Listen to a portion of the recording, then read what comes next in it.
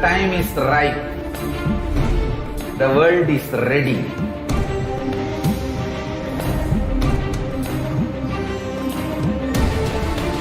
You are going to experience literally Paramashiva.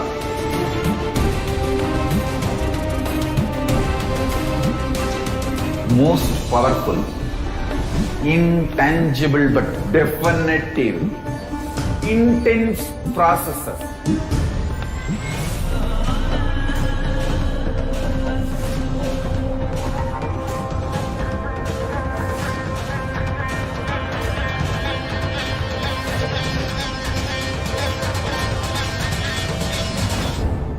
This is the most powerful spiritual nuclear explosion, the strong force of Kailasa landing on planet Earth directly. One thing I can be sure, you will not exist end of the program. I can guarantee that. Only Paramashiva will be there.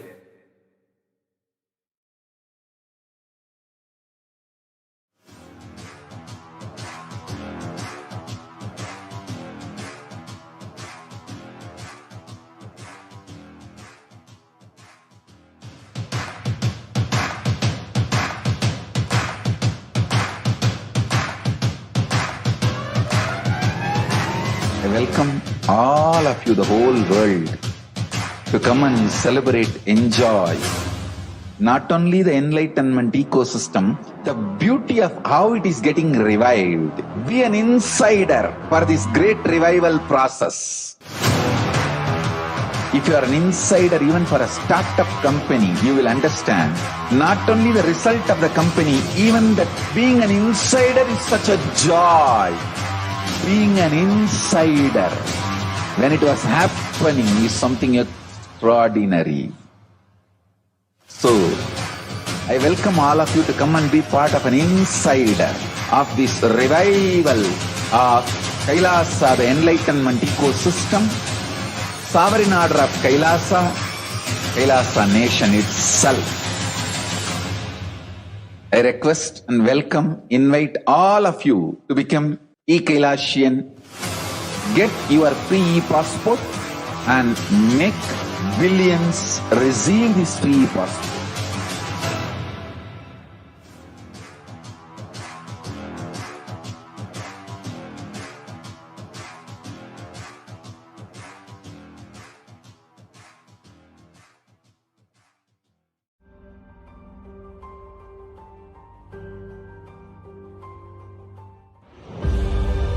What I mean by the word e-Kailasa, listen intensely.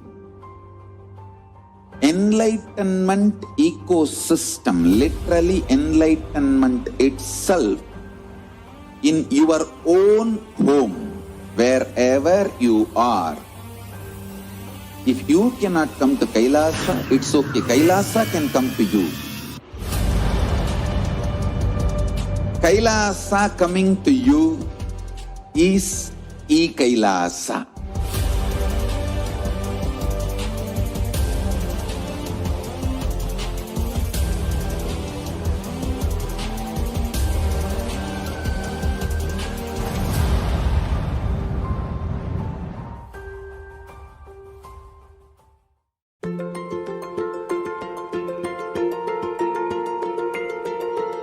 Kailasa is the totality of the knowledge I received from my gurus and practice manifested in my life, perfected by teaching millions of people from all cultures, time zones, backgrounds, genders, nationality, race, from every creed.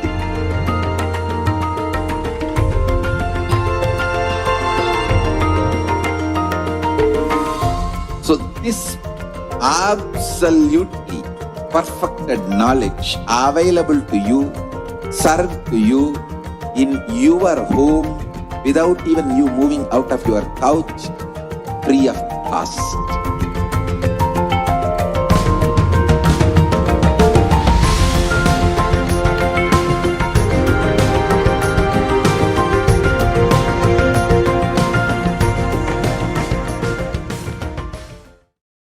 Modern science says that all that exists, whether manifest or unmanifest, is a probability. Infinite probabilities create a quantum field of infinite potential. An observer collapses the probability wave into a particle. Your intention thus creates the reality. Called the observer effect, it is the very act of observation that precipitates any reality into existence. Hinduism is far advanced than this primitive understanding in the modern day. Hindus know this field of infinite potential as Paramashiva. Paramashiva permeates everything, manifest and unmanifest. He is intelligent, compassionate, and a myriad other auspicious qualities. Our scriptures provide detailed descriptions of how to invoke His presence on the earthly plane, the visualizations that manifest Him, the mantras, sounds that invoke Him, how He looks, His various dimensions, the actions that please Him and have His blessings rain on you, the times in the past when He has manifested for us and led us through a breakthrough. Hinduism knows the art of communing with Paramashiva to manifest any reality we want. And when our effort and all the knowledge isn't enough, He Himself incarnates in human body to show us how, to liberate us, to show us where we are stuck, to take us to oneness. Pratyaksha Pada Puja to His Divine Holiness Paramahamsa Nithyananda, Paramashiva incarnate. Sit at His sacred feet. Let Him awaken you to your field of infinite possibilities, to your oneness with Him. Register now. Pratyaksha Pada Puja.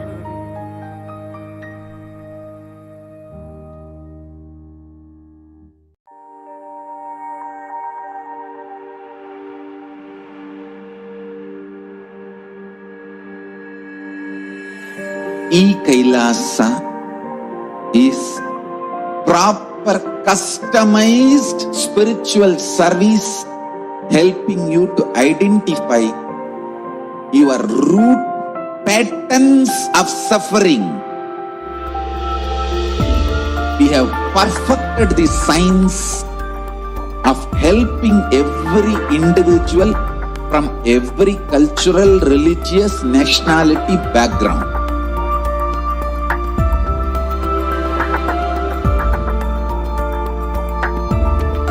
You will have lowest reactionary assumptions, highest awakened response, alive response for life continuously.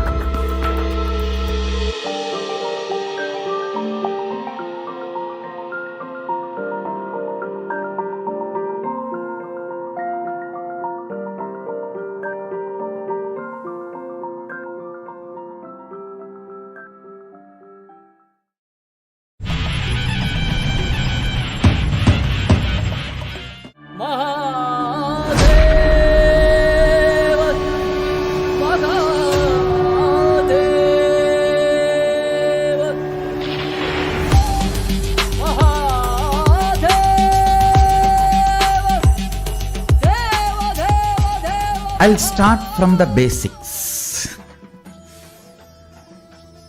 and give you the best of the best of Vedas and Agamas. Listen. Purpose of life is enlightenment. Enlightenment means having the ultimate truth, the most powerful, ultimate truths as your operating inner software. Nithyananda Satya Nityarupa Vidya Nithyananda Satya Nityarupa Brahma Nithyananda Vishnu Shivarupa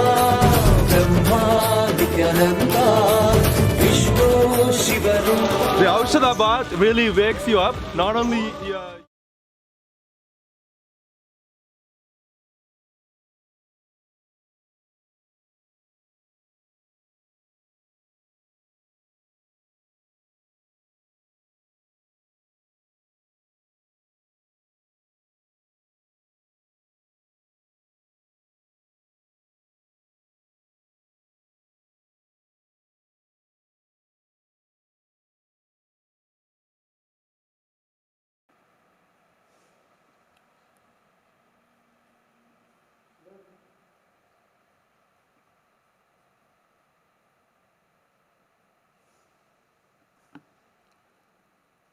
नित्यानन्दं परमसुखदं केवलं ज्ञानमूर्तिं द्वन्द्वातीतं गगनसदृशं तत्त्वमस्याद्दिलक्ष्यम् एकं नित्यं विमलमचलं सर्वदे साक्षिभूतं भावाधीतं त्रिगुणरहितं सद्गुरुं तं Namami.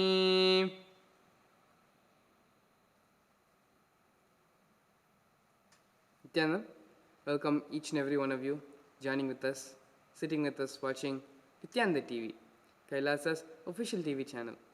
My name is Sri Nitya Mangalananda Maharaj, and today we're going to be looking into the second biggest problem of the world, and how Kailasa is the only solution towards breaking the vicious cycle of the health industry, putting you into disease, and the drug industry keeping you under their control, keeping you sick, and without letting you live a happy, healthy life. So before we go any further, let me first go ahead and introduce the reviver of the Kailasa nation, the reviver of the only Hindu nation, the Supreme Pontiff of Hinduism, Jagat Guru Mahasannidhanam, His Divine Holiness Bhagavan Sri Nithyananda Paramashivam. He is the reviver of the Kailasa nation, the ancient, enlightened Hindu civilizational nation.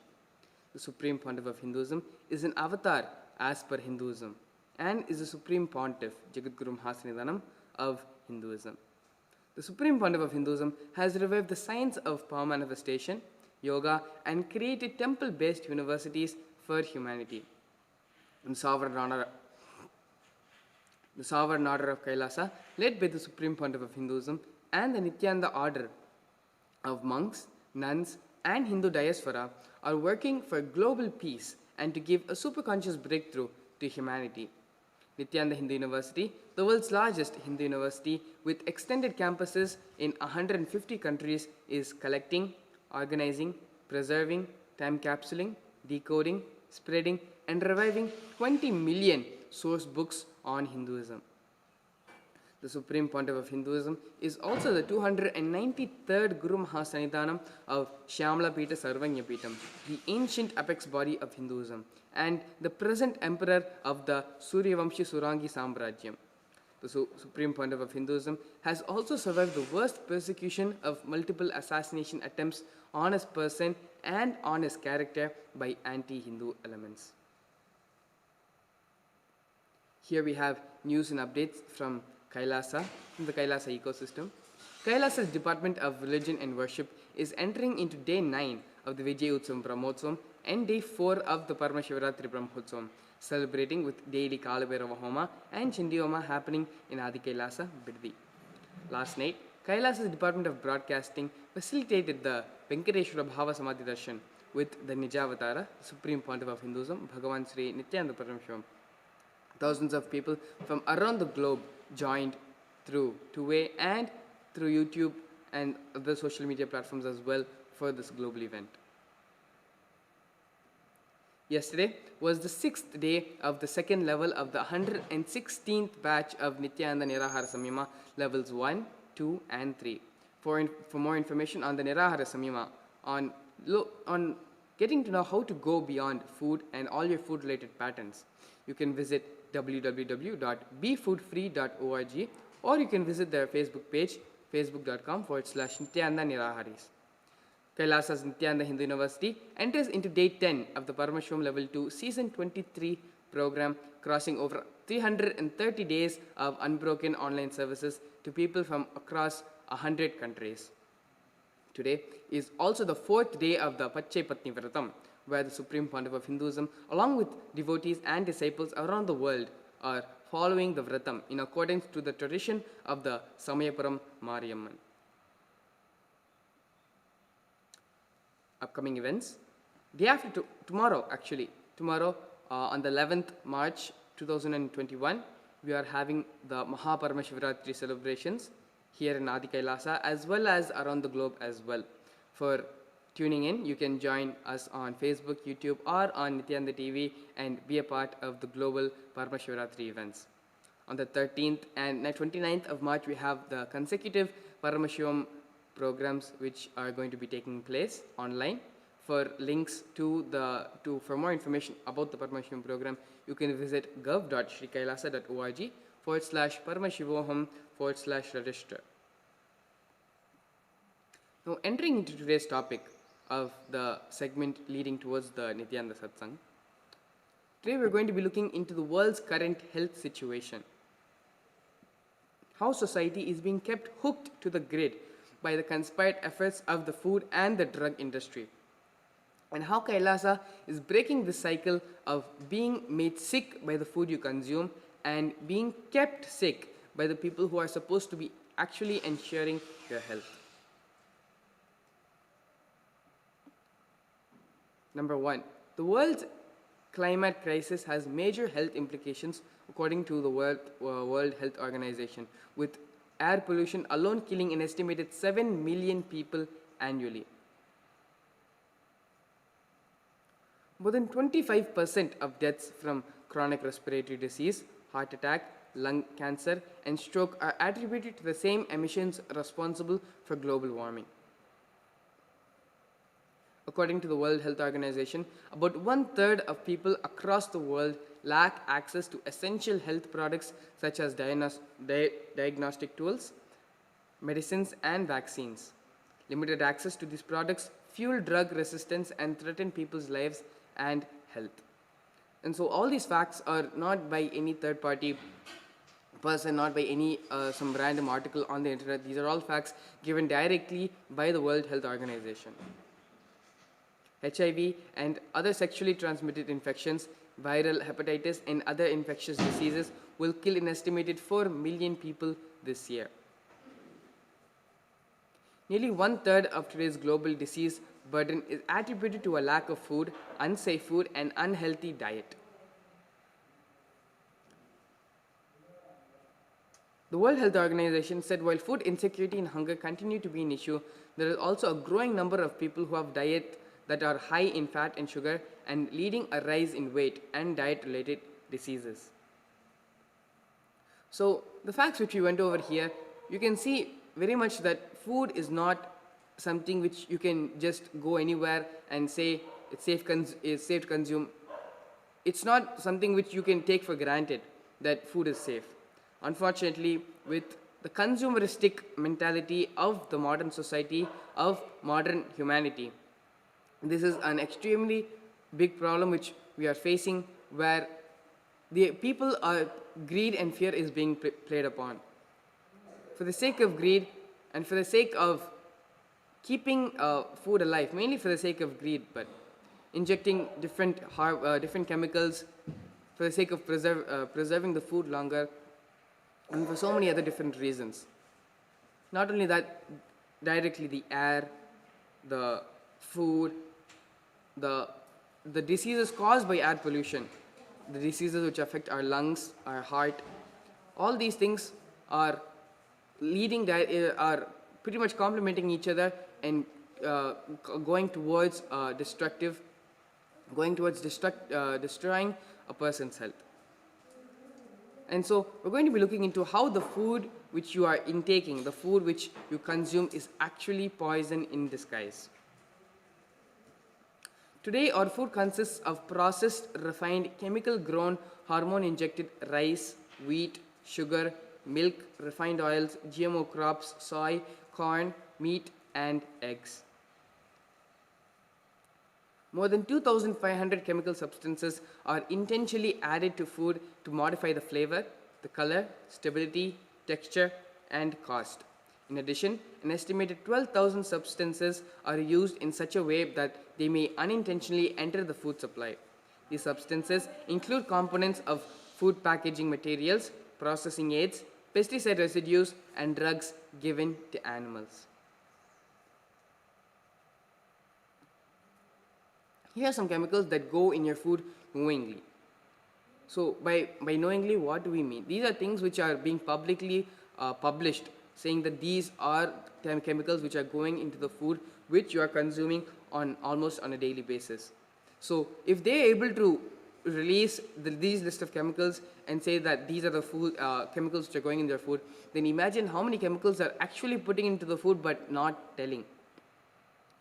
Bisphenols can also increase body fat and cause problems with the immune system and nervous system. Phthalates can also act like hormones, interfering with the male genital development and can increase the risk of obesity and cardiovascular disease. We have another chemical, PFCs. They can lead to low birth weight babies as well as problems with the immune system, the thyroid, and fertility. Another chemical which is listed here, this chemical also interferes with thyroid function and can disrupt early brain development. Artificial food coloring. They have been found to increase symptoms in children who have attention deficiency hyperactive disorder, or otherwise known as ADHD. So these are some things which they are telling you and putting into the food, and still it is being picked up by consumers and it is being consumed by consumers. Not only that, it is very clearly listed the side effects, the after effects of consuming such chemicals, of allowing such chemicals to go inside the system, and still these food products, these are not taken off the shelves, they are not taken off, and they are not banned by any government. They are allowed to, and they are actually protected in a way to continue to be sold, continue to remain on the shelves of supermarkets. Now we're going to be looking into the conspiracy of the food and drug industry, how they both are conspiring and fundamentally destroying your health, using you only as a money sucking mechanism, having you only just to suck your money but not to give you the health you deserve. Wall Street admits curing disease is bad for business. While this proportion, the one-shot cure, carries tremendous value for patients and society, it could represent a challenge for the genome medicine developers looking for a sustained cash flow. Basically, what this is telling us is, if we give humanity the cure, if we give our patients the cure, then we lose our patients. If we lose our patients, then we lose our cash flow. We lose our profit, we lose our income. So it is very evident that if the loss of patients is equivalent to the loss of income, why will they make sure that the patient is lost? Why will they cure the patient so that they will be healthy, they will be gone once and for all, and you will not have a patient to supply you cash, you will not have a patient to give you money so that you can so-called treat them. When in reality, they are not being treated at all. They're just being given placebos, or they're being given something else just to keep them alive but not to give them the complete health. It is the way dysfunctionally the society is designed, where you are being paid, the profit of the doctor is coming from the sickness of the patient, not the health of the patient. And that is the fundamental difference between how society is right now versus how it was thousands of years ago in Hindu tradition in the Vedic era. And we'll be looking more into this in the further segment of this presentation. You are not allowed to know what is in your food. You can't sue the industry that is making you fat and sick. Meat consumption is kept record high due to powerful lobbying. Health-based NGOs are funded directly by the big food. The diabolical cascading of drugs, where you take a pill to cure a problem which has already been created by a pill. Did you know that there is a law in the US which prevents you from knowing what is being put in your food? This law is called the Dark Act, and it's the full form of the law is denying Americans the right to know, where this law was given by the US House of Representatives in the year March 2015. The Dark Act is a blow to transparency around our food. It imposes a weak labeling requirement with no penalties for non-compliance, gives food companies the option to include QR codes or 1-800 numbers on the packages rather than clear labeling, and thanks to loopholes in the bill, will likely leave many GMO ingredients exempted from any labeling requirement. You cannot fight the system, or you cannot sue or take any legal action. The so-called cheeseburger law bans lawsuits related to industry culpability for people's obesity woes. The bill seeks to thwart class action obesity lawsuits against food manufacturers and restaurants. The World Health Organization and other major health groups have labeled both processed and red meats as carcinogenic, in other words, formation of cancerous cells. Yet, powerful lobbying efforts have kept America at the top of the world in meat consumption. Health-based NGOs are funded by the big food directly. All the large health organizations encourage people to eat the very food linked to the diseases they're supposed to be fighting against. Some funders include Kraft Foods, Oscar Mayer, Tyson Chicken, Danone and Yoplait Yogurts, Pizza Hut, KFC, Taco Bell, Subway, Domino's, and the beef and dairy industries themselves.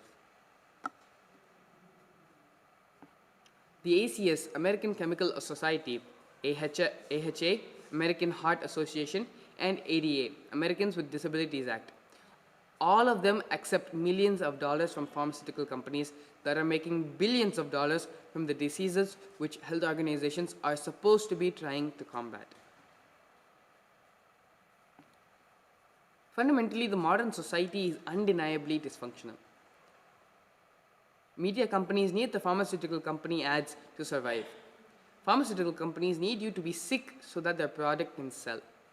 Food companies want you to be addicted to their products so you'll keep using them. The government pushes healthcare policies that keep you sick because the government needs the healthcare for a strong economy. Here we have a Shastra Pramana, Dharma Rakshate Rakshitaha, from the Manusmriti. When you protect Dharma, Dharma protects you. And here we have a video, Swamiji himself explaining the relationship between the food and pharmaceutical industry and how they control the food supply chain.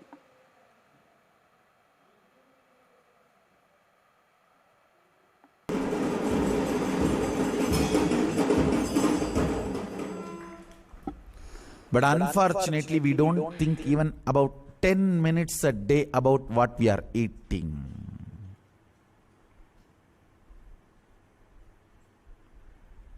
Society is cheating you. Through food, you are made sick.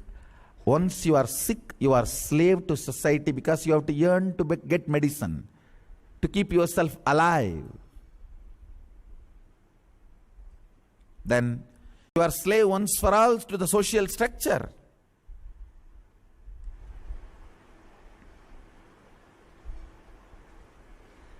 Understand?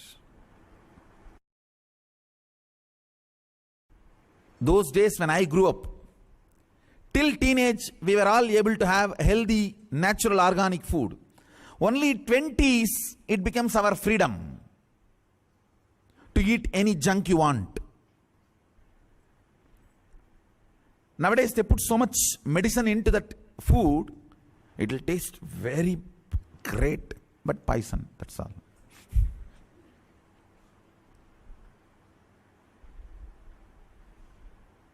Tasty poison.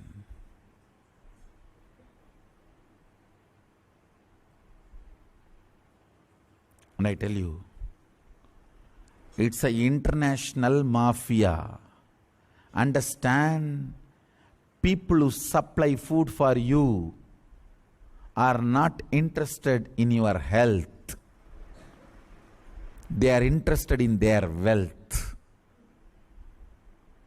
Their priority is not your health.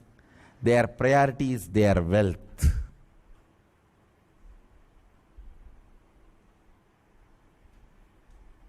Do you know in many of the American states, Coke is cheaper than water. How many of you know that? Coke is cheaper than water. Drinking water. Drinking water is costly than the Coke. Especially if you get the large size. In this whole business, whose body is getting destroyed? You. Your body is your life. Your body is your ability to manifest consciousness. Beautifully Tirumular says, Udal valarthen, uyir valarthene.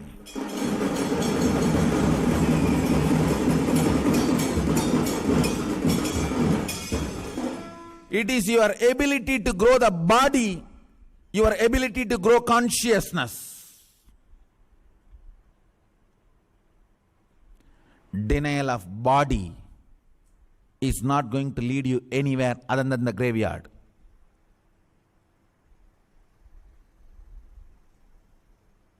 Denial of body is not spirituality.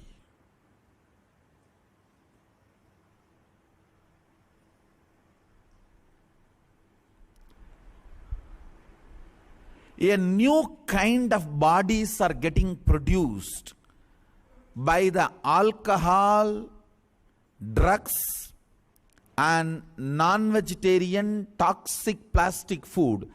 High sexual activism, high libido, unimpotent. High sexual drive, but impotent. New dangerous bodies are getting created.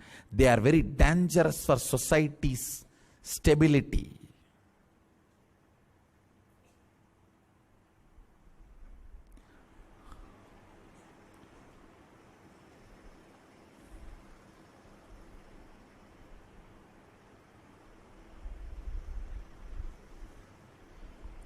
In those days, you will not see so many infertility clinics. Actually, too much of kids.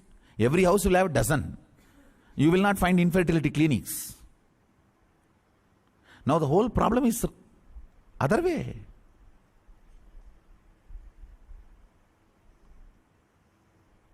Now we are growing more and more with the knowledge and understanding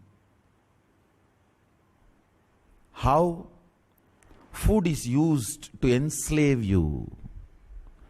Understand, the cities have become like a large open prison, that's all. Just few people decide what you should eat and what kind of medicines you will be forced to take, what you should think. Your gossips are decided just by 2-3 people.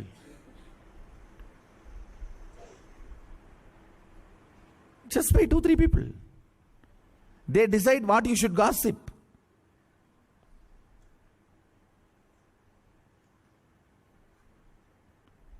Cities are nothing but open prisons, that's all. Large open prisons, that's all. Where you think you have the keys in your hand. Food. Control of food chain supply is the method with which you are enslaved.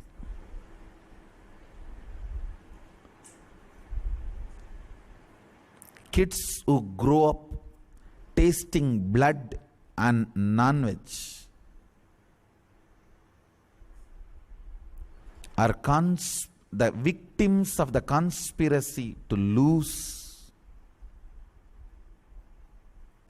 human conscious possibilities.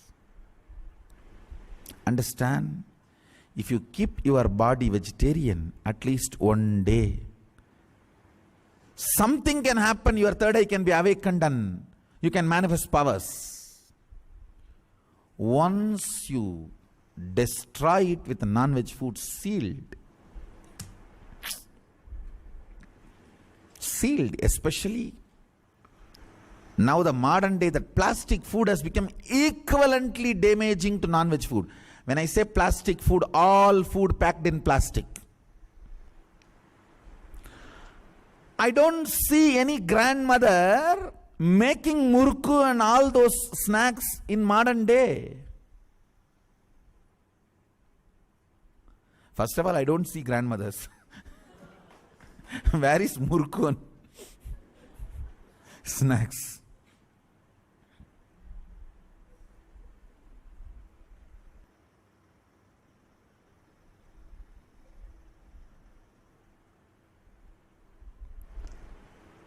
Liberating yourself from the conspiracy to enslave you through the food chain supply.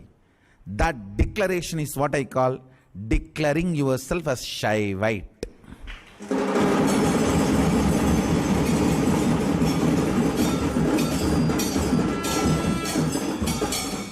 Telling, from today I declare my freedom. I am not going to be used by this food chain supplying conspiracy.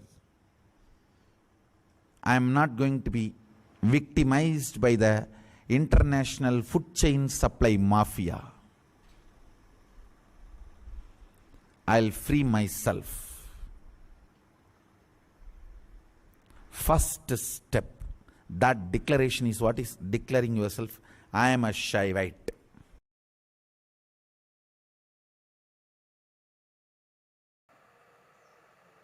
Beautifully, Swamiji explained the relationship between the food and the pharmaceutical industry and how they are controlling not only the food which you eat but even the gossips which you have is controlled directly by them. It is just a handful of people making decisions for the rest of the world. And it is that being hooked to the grid lifestyle which is allowing them to do this. As Swamiji beautifully shared, the decision of breaking free from the grid, that is what is the decision, the declaration of a Shaivite. Moving on. How is Kailasa breaking this vicious cycle and bringing real health to the world? Kailasa Department of Health. The Kailasa Department of Health is leading people to good health using Nithyananda Yoga, Ayurveda, and other traditional Hindu medical sciences while also working with allopathic medicine to achieve results for the community. The Nirahara Samyama, the be food free, to go beyond food, and the Nitya Kriyas, yogic processes to harness Kundalini energy for self-healing and awakening inner potential. Nithyananda Nirahara Samyama means to explore and discover your body's possibilities without having any external input like food or water. Your body is the miniature of the cosmos with all possible intelligence in it. If a fish can swim, you can swim. If a bird can fly, you can also fly. You only need to rediscover those possibilities from your biomemory, reawaken those possibilities in your biomemory. More than 110 sessions for more than 100 months and ongoing sessions, more than 15,000 participants from around the world, and more than 100 lifetime Nirahara Samyamas, living without the bondage of food. Kailasa Department of Agriculture, the governing body for all agriculture efforts and food-related activities, the department's mission to ensure all Sri Kailavasis are fed nutritiously, toxin-free and Vedic Agamic compliant meals. The Kailasa Department of Agriculture also runs and maintains the organic farms of Kailasa. So without any further ado, I would like to go ahead and introduce the rest of the panel who will be joining with us today as a part of the segment leading towards the Nithyananda Satsang. They have come here to share their powerful cognitions, their thought currents, their ideas, why the world is suffering in such a state and how Kailasa can help break free of this vicious cycle. Along with myself, I also have Srinitya Ashtoshananda, Srinitya Jnanatmananda, Enlightenment, and Muliaya, all joining us from various parts of the world. Thank you all so much for coming today and being a part of this segment. So why don't you go ahead first and allow all of you to introduce yourself. We can start with Srinitya Jnanatmananda. You can go ahead and start the introductions, and once we're done with the introductions, we will enter directly into the topic of today's segment. Please go ahead. Nithyananda Maharaj, Nithyananda everyone, thank you. I've been blessed by the Supreme Pontiff of Hinduism, Jagat Guru Mahasannidhanam Bhagavan Sri Nithyananda Paramashivam, the spiritual name of Sri Nithyananda Atmananda.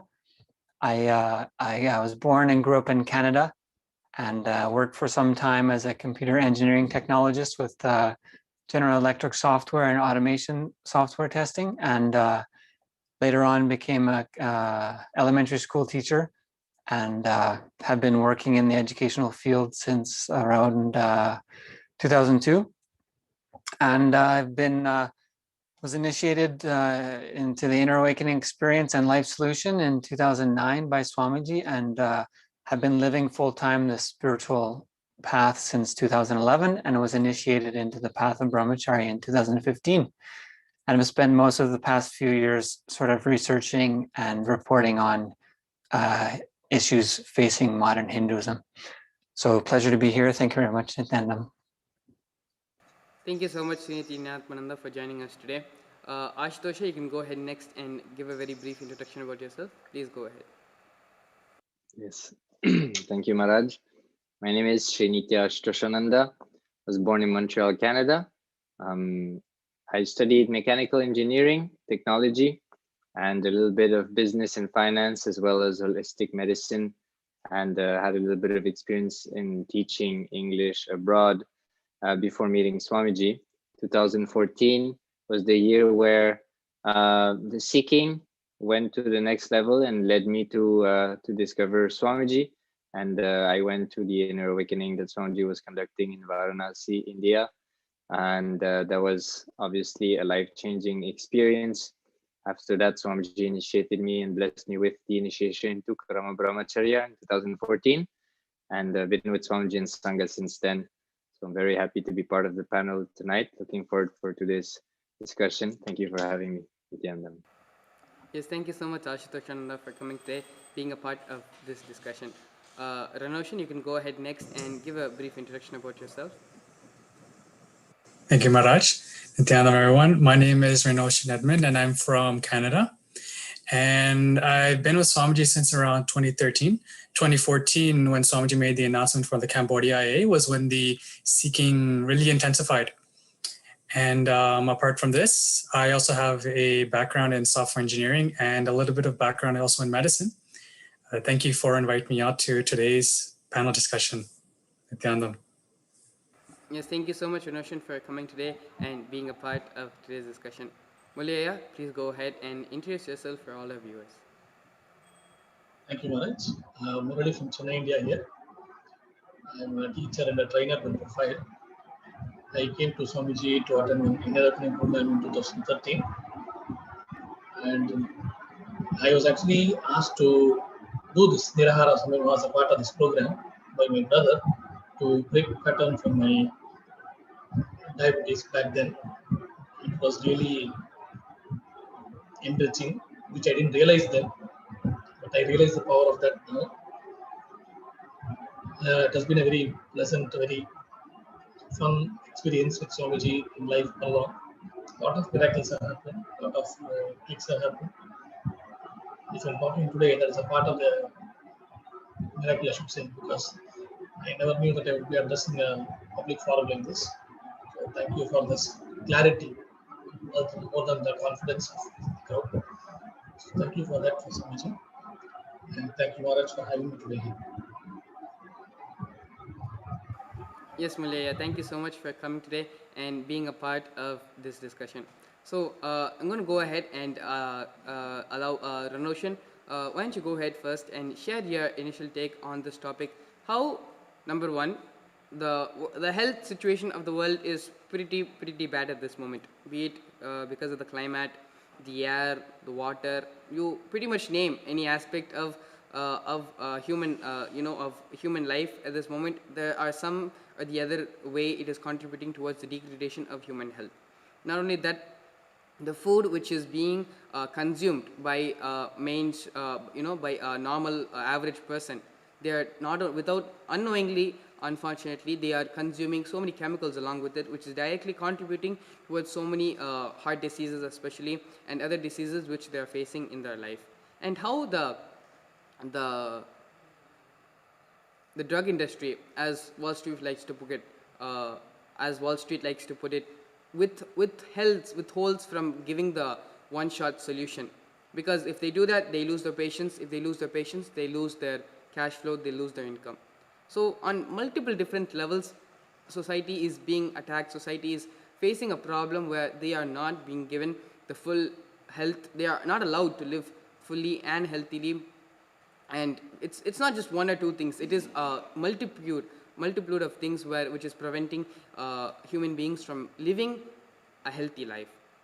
So what is your initial take on this? How can Kailasa help in breaking this cycle and moving away from this vicious cycle of the environment destroying your health, the food destroying your health, and the doctors keeping you sick? Please go ahead. Yes. So one click that actually happened recently today about this is it all comes down to the blind spots of the society. Blind spots of society, not just meaning like blind spots as a whole society itself, but every individual in the society, their blind spots about society. For example, in the case of food and medicine, because there's a blind spot about where the food comes from, there's a sort of disconnect. Everything is happening behind a black box. Then you don't question where it comes from, and you don't look too much deep into it either. And then once you start looking too deep into it, then people around you will still say, hey, don't look at it too much, just take it for what it is and all these things. One strong click that happened recently is if you don't look into something deep, then somebody else will look into it deeper for you and exploit that area. Not even as a negative cognition, but more in the context of in anything, look into it. Look into the blind spots. See what the actual truth behind what you're seeing is. See the satya behind what you're seeing is. See where the source of integrity behind what you're seeing is. For example, if you have a plate of food in front of you, look into it. See where the food is coming from. See where it came from. See the different paths it took to get to you, because ultimately you're putting that into your body. Anything you put into your body, you literally become that. So as I remember Swami sharing, especially when it comes to putting food into the body, be extremely sincere because you are going to become that. So particularly with food and medicine, both these things you put into the body. So be extremely sincere about your food and medicine. Look into where it's coming from. Don't accept it blindly. Look into actually what's going on. See where it's coming from, who is involved, all these things. Is it actually organic? But because these things aren't being looked into, because things are taken for face value, and not just things are being seen for face value, but they're also being branded as being taken for face value.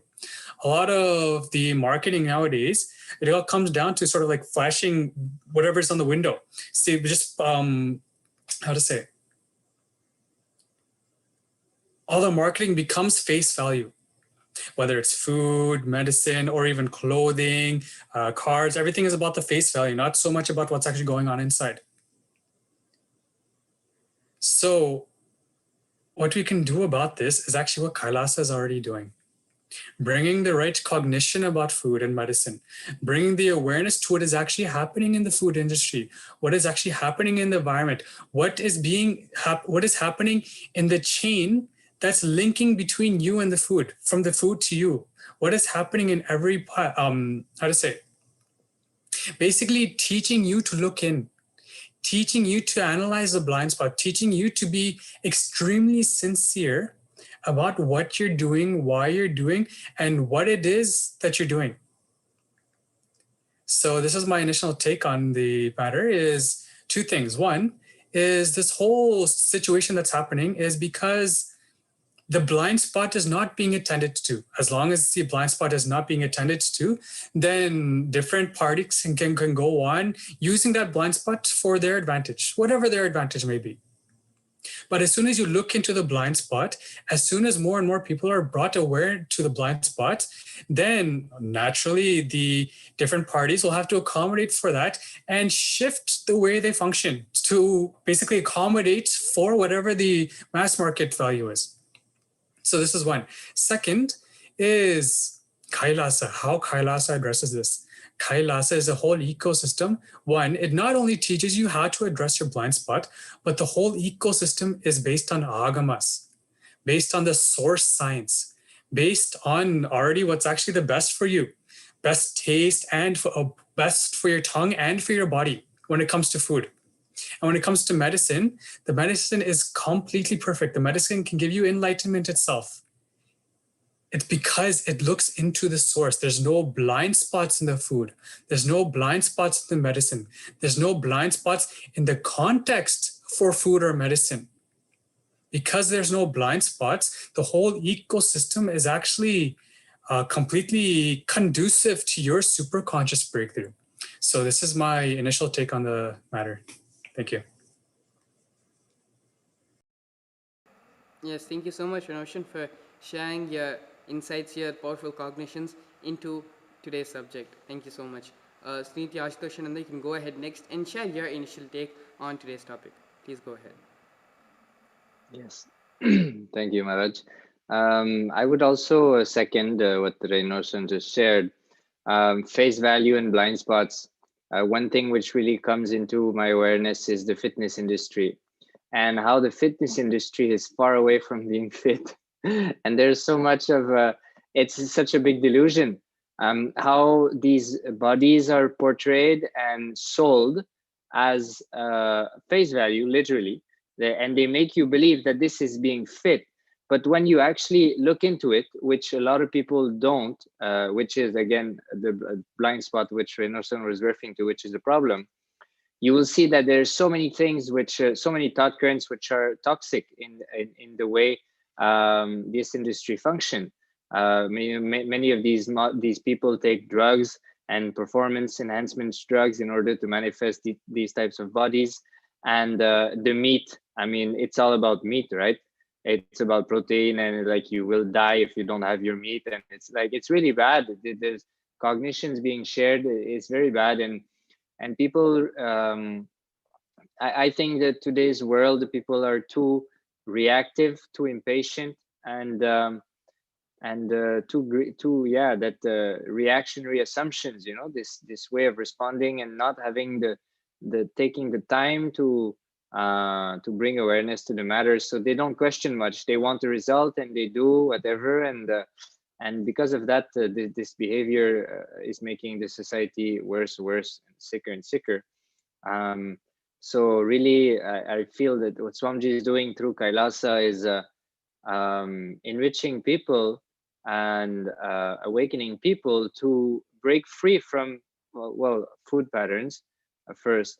And at the same time, this reactionary assumption space where we react to life, and we don't consciously respond to life, we react to life. And I believe that this is primarily responsible for these blind spots being kept alive and enhanced by the rhythm and the momentum that society has taken. So that would be my initial take. Yes, thank you so much, Srinitya Ashtoshananda, for sharing your initial take on this topic.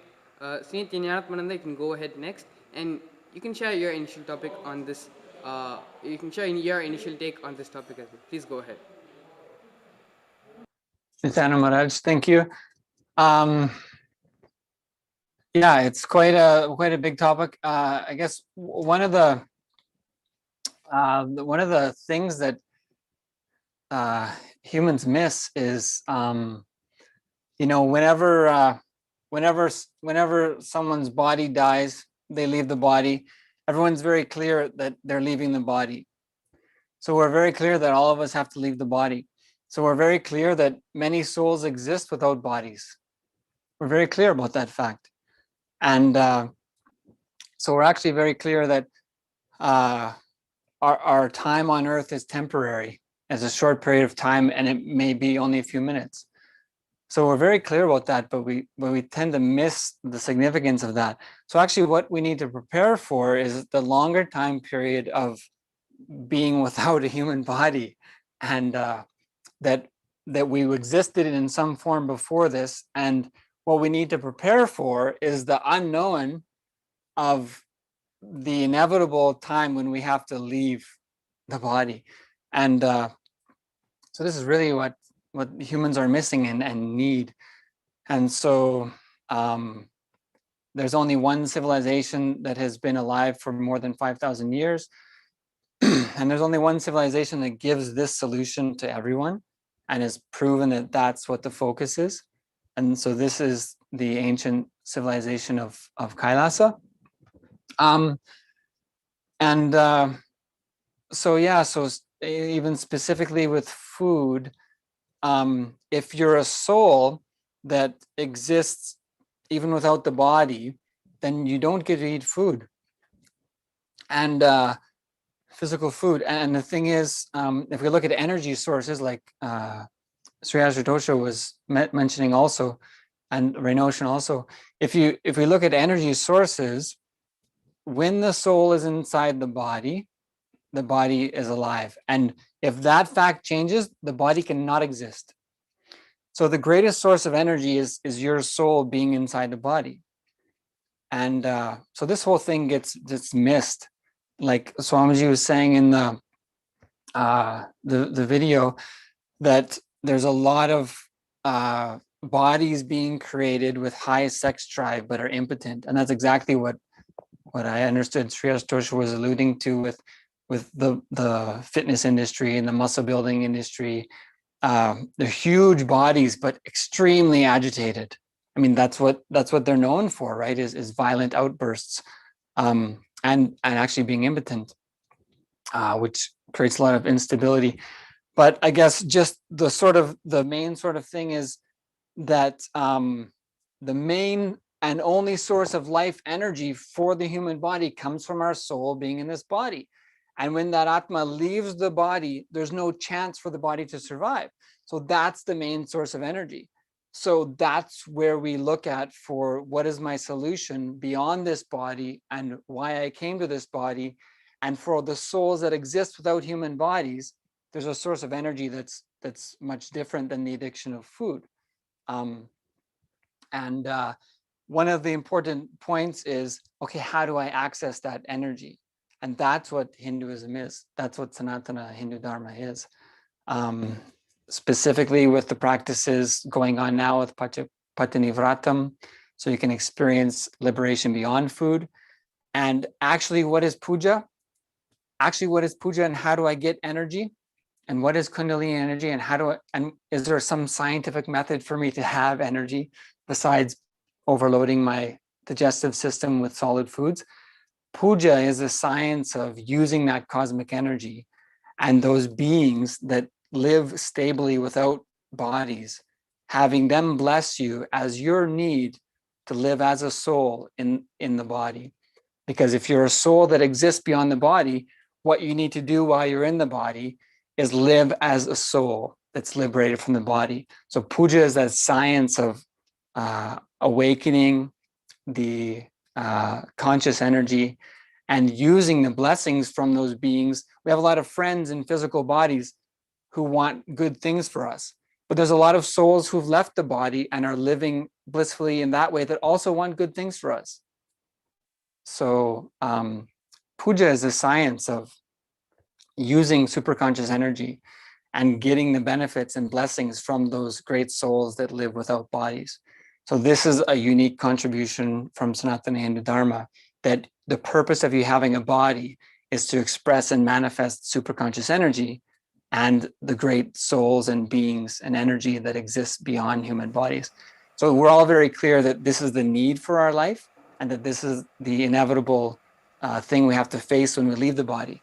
But amongst all that, we completely miss the opportunity to live it. So it's the need of every being and the thing that is not provided by any nation. Yes, thank you so much. Thank you so much, Nithyananda, for sharing your take on the topic at hand. Mulaya, you can go ahead and share your initial take on today's topic as well. Please go ahead.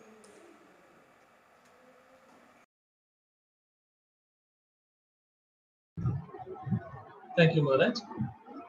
How the food and drug industry are enslaving humanity and why Kailasa is needed for this liberation. Now, where is the need for drugs? Why do you need drugs? You need drugs to keep yourself healthy, to keep yourself free from disease, disorder, whatever. Now, how did that disorder even come? Where did it come from? If you analyze that, then I think the whole thing is answered. If what you're consuming is actively going to keep you under a disease, and you need something else to consume to keep you free from that, then the very idea of what you're consuming itself doesn't make sense. So why create a disease and then look for how to solve it, how to get rid of it? Rather, when what you consume itself is going to help you maintain a good body, a healthy mind, that actually is a more sensible thing to do, and that is what Kailasa aims to do. The food and medicine are both one and the same. You don't need to separate to consume two different things to keep you healthy. Because how is the food industry keeping you enslaved? I can say that it keeps you enslaved in one way, that it entices you through taste. And what is the drug industry doing? The drug industry is actually helping you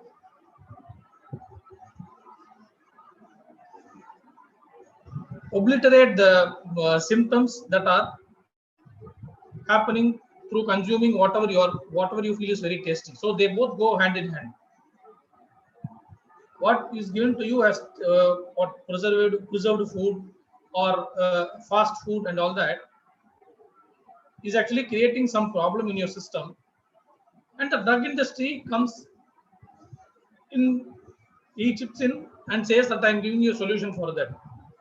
So one person creates the disease, another person provides a drug and medicine and healing cure for that. But they actually are both hand in hand, and they operate, and they want to make money out of you. So that is how I think the food and industry is happening, exploiting us. And Kailasa is actually a solution for this, because food and medicine are one and the same. Hinduism is all about holicism. So this is the one thing that is holistic again here. You are made to eat something. The way you are eating, the amount of food that you eat, what you eat, when you eat, how much you eat, everything. The whole setup is such that the whole system is such that you don't have any need for consuming anything separately as medicine to keep you healthy, to keep you disease free, Yes, yeah. and that is how I think Hinduism is helping us. So it is needed. So we have to flourish it and sustain it. Yes, Aya. Yes, Aya. Your Thank you initial so take. much, Aya. Thank you so much, Aya, for sharing your initial take on today's topic. Thank all of you for coming today and being a part of today's panel. It's now time to prepare ourselves to receive Swamiji for the Nityananda Satsang. I'd like to thank sincerely once again all our panelists for coming today and being a part of this segment, sharing your insights, your powerful cognitions on today's topic. Thank you all so much. It's time now to prepare ourselves to receive Swamiji for the Nityananda Satsang. Please sit straight with your head, neck and spine in a straight line. Close your eyes and bring your awareness into your Ananda Gandha. Visualize Swamiji sitting there in your Ananda Gandha as Paramashiva with the 25 heads and 50 hands. Now, start chanting the Mahavakya mantra, Om Nithyananda Paramashivoham, and allow the mantra to reverberate throughout your entire body. Om Nithyananda Paramashivoham. Om Nithyananda Paramashivoham.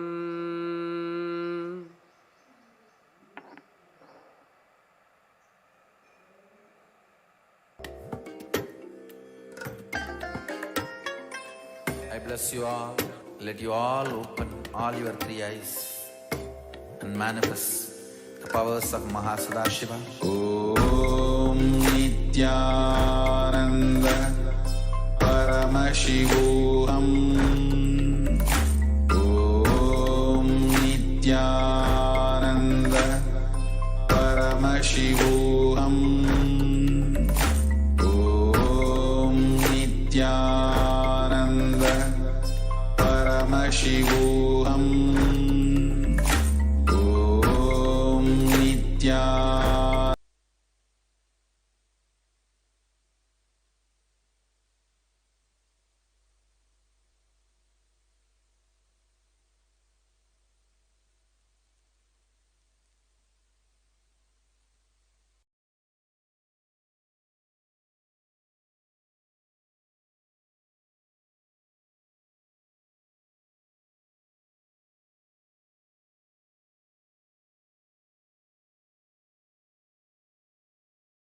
Nagabhushana दोष विनाशना सृष्टिकारणा नष्टहारणा तमोरजो सत्त्वगुण विमोचना మాఘమాసమున కృష్ణ పక్షమున చతుర్దశి నడి జామురాతిరిన మహాలింగమే ఉద్భవించెనట బ్రహ్మ విష్ణువుల అహం అనిగెనట సృష్టికి మూలం నీవని తెలిసి సాగిలబడి నీ మహిమకు మొక్కే అదే మహాశివరాత్రి వెలిసెనట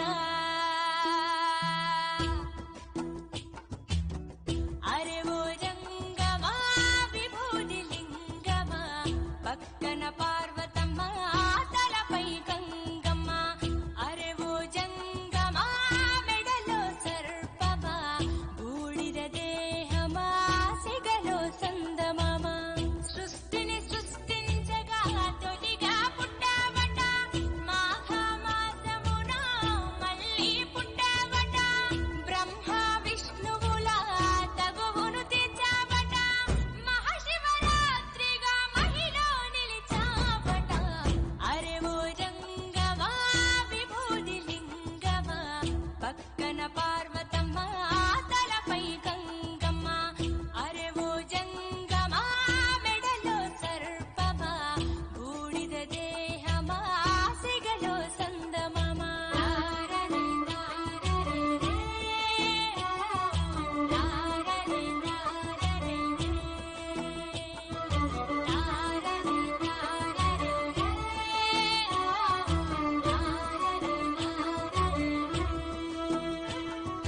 నిదురా ఆహారం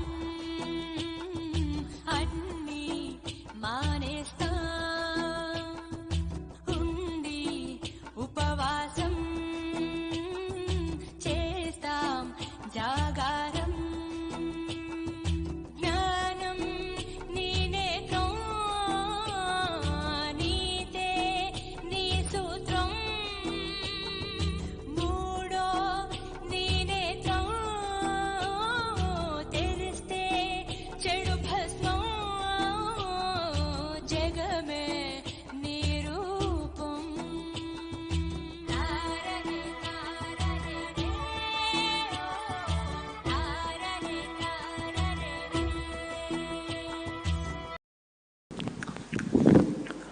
The celebration of all the victories of Hinduism, Devi Nithyanandeshwari Parashakti is gracing in the Mohini Alankaram.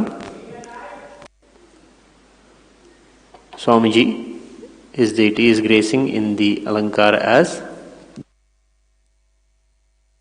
Bhishana Bhairava, and Mahakala Bhairava Swami is gracing in Sarva Alankara.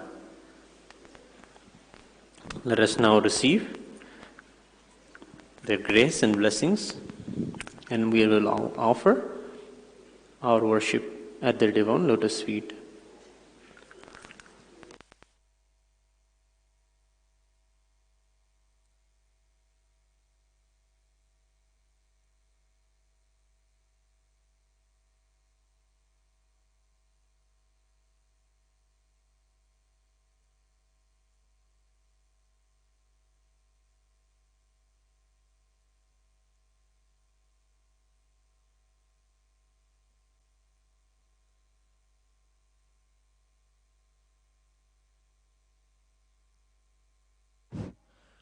ॐ धूरसि धूर्वधूर्वन्तं धूर्वतयोऽस्मान् धूर्वतितं धूर्वयं वयं धूर्वामस्त्वं देवानामसि षष्टितमं पप्रितमं दुष्टतमं वह्नितमं देवहूतममहृतमसि हवृतानं त्रिगुंहस्वमाह्वा मित्रस्य त्वा चक्षुषा प्रेक्षेमाभिर्मा संवीक्षा मा त्वाहि गुंधियम् ओम ह्रीं नित्यानंदेश्वरी नमः पराशक्ति नमः श्री सर्वदेवदेवी स्वरूपाय भगवते श्री नित्यानंदपरमेश्वराय नमः कालभैरव स्वामिने नमः धूपमाघ्रापयामि ओम उद्दीपस्वजातवेदो पग्ननरतमम प्रयोगस्तमख्यमावह जीवनं दिदिशादिशा मानो हिगुंसि जातवेदो गामश्वं पुरुषं जगते अभिप्रतिज्ञ आगहि श्रिया मा परिपातय ओम ह्रीं नित्यानंदेश्वरी पराशक्ति नमः ओम ह्रीं सर्वदेवदेवी स्वरूपाय भगवते श्री नित्यानंदपरमेश्वराय नमः श्री कालभैरव स्वामिने नमो नमः दीपं दर्शयामि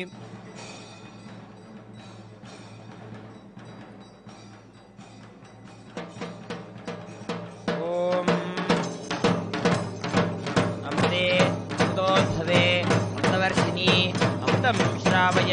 श्रावय स्वाहा ओम ह्रीं नित्यानन्दे श्री पराशक्ति नमः ओम ह्रीं सर्वदेव देवी रूपाय भगवते नित्यानन्द परमशिवाय नमः श्री कालभैरव स्वामिने नमो नमः अमृतं महानैवेद्यं निवेदयामि नैवेद्यानन्तरम् आचमनं समर्पयामि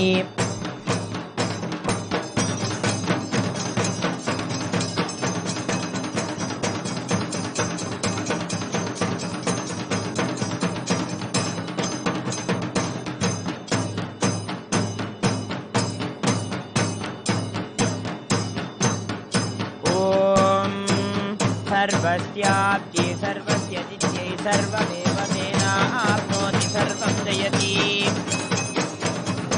न तत्र सूर्यो भाति न तत्र तारकं नेमा विद्युतो भाति ततो यमग्निः तमेव भान्तम् अनुभाति सर्वं तस्य भासा सर्वमिदं विभाति ॐ ह्रीं नित्यानन्दे श्रीपराशक्ति नमः ॐ ह्रीं सर्वदेवदेवी स्वरूपाय भगवते नित्यानन्दपरमशिवाय नमः श्रीकालभैरवस्वामिने नमो नमः मानकर्पूरनीराजनं दर्शयामि कक्षान् धारयामि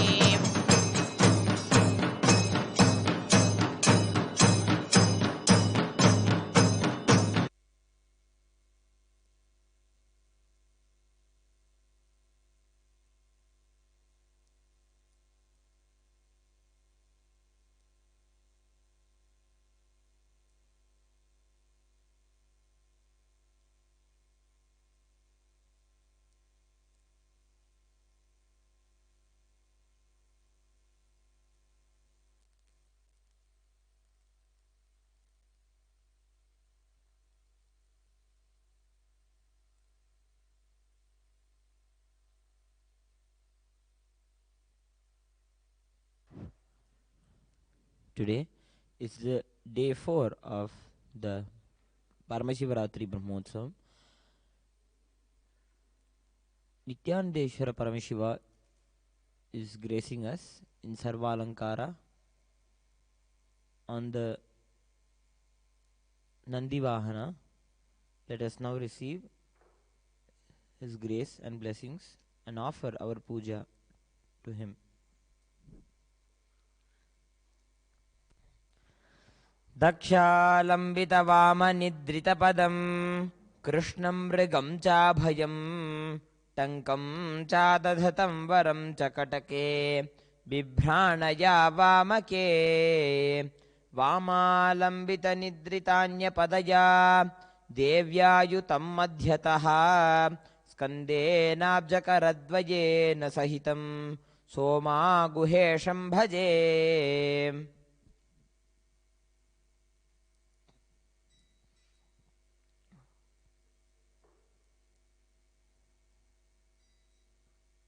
ॐ शाङ्गं गुग्गुलोपेतं दग्धं दशमनोहरम् आख्येय सर्वदेवानां मोजं प्रतिगृह्यतां श्रीनित्यानन्दे श्रीपराशक्ति समेत श्रीनित्यानन्देश्वर परमशिवाय नमः श्री सर्वदेवदेवी रूपाय भगवते नित्यानन्द परमशिवाय नमः धूपमाघ्रापयामि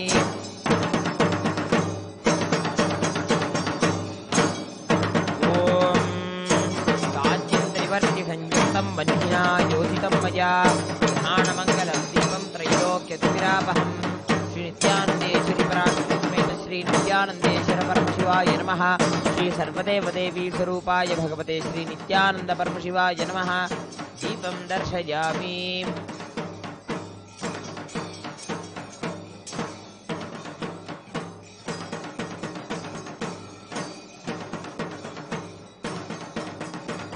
नैवेद्यम्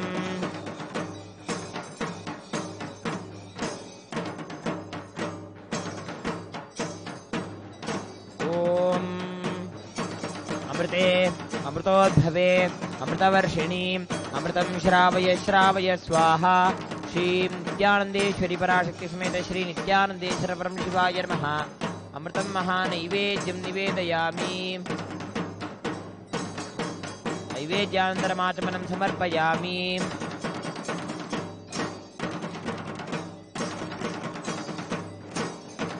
ॐ तन्महेशाय विद्महे वाग्विरुद्धाय धीमहि तन्नः शिवः प्रचोदयात् न तत्र सूर्यो भातिरचन्द्रतारकं नेमा विद्युतो भाति कुतो च भक्तिः तमेव भान्तमनुभाति सर्वं तस्य भासा सर्वमिदं विभाति। श्री नित्यानंदेश्वरी पराशक्ति समेत श्री नित्यानंदेश्वर परमशिवाय नमः। श्री सर्वदेव देवी स्वरूपाय भगवते श्री नित्यानंद परमशिवाय नमः। सर्वोपचारार्थे सर्वमंगलवाप्यर्थे आनंद कर्पूर नीराजनं संदर्शयामि रक्षां धारयामि।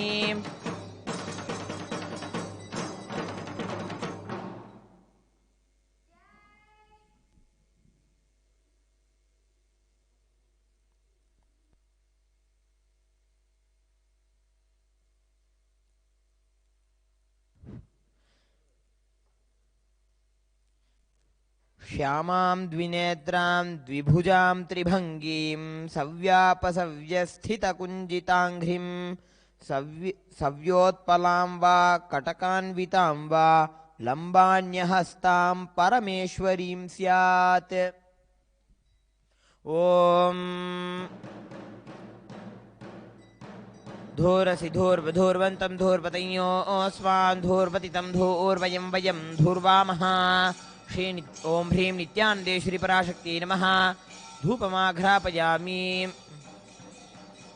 ओम साज्यं त्रिवर्ति संयुक्तं वह्निना योजितं मया घ्राणमंगलं दीपं त्रैलोक्यतिमिरापहम्। ओम ह्रीं नित्यानंदेश्वरी पराशक्ति नमः। दीपं दर्शयामि।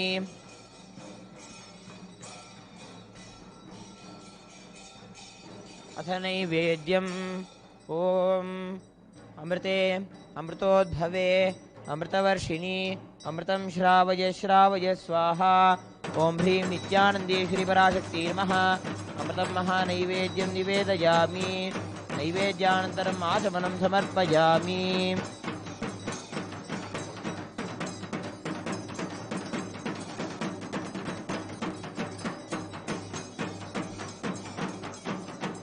ओम न तत्र सूर्यो भाति न चन्द्रतारकं नेमा विद्युतो भाति कुतोऽयमग्निः तमेव भान्तमनुभाति सर्वं तस्य भासा सर्वमिदं विभाति।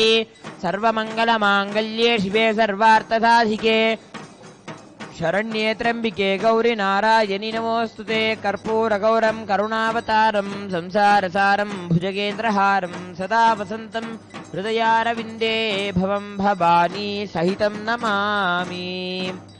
ओम ह्रीं नित्यानंदेश्वरी पराशक्ति नमः। श्री सर्वदेव देवी स्वरूपाय भगवते श्री नित्यानंद परमशिवाय नमः।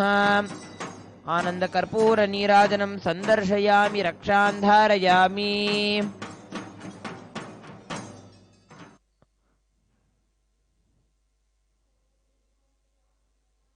मंगलं कल्पवृक्षाय मंगलं ज्ञानदायिने सदाशिवाय श्रीनित्यानन्देश्वराय मङ्गलम्। मङ्गलं श्रीविद्याम्बायै मङ्गलं कामदायिन्यै सर्वमङ्गलदात्री नित्यानन्देश्वर्यै मङ्गलम्। मङ्गलं गुरुदेवाय मोक्षमूलाय मङ्गलम्। परावतार नित्यानन्दाय गुरवे मङ्गलम्।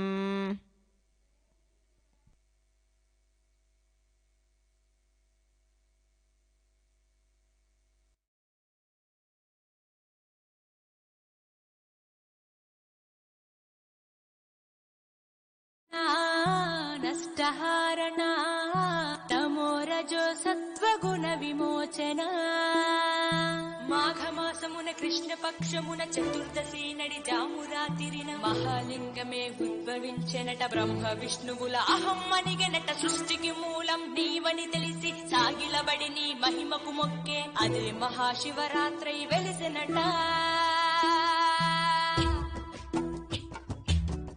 అరే ఓ జంగమా విభూది లింగమా పక్కన పార్వతమ్మ తలపై గంగమ్మ అరే ఓ జంగమా మెడలో సర్పమా బూడిద దేహమా సిగలో సందమమా సృష్టిని సృష్టించగా తొలిగా పుట్టావట మాఘమాసమున మళ్ళీ పుట్టావట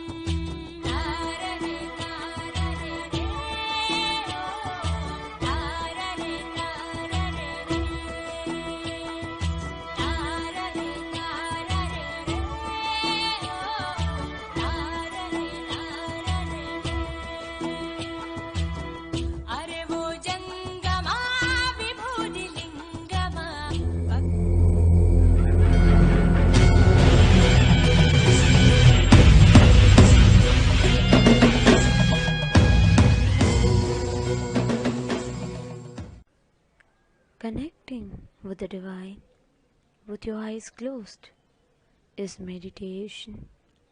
Connecting with the divine with your eyes open is darshan. Come, let us all now move from meditation to darshan. Slowly, very slowly, please open your eyes.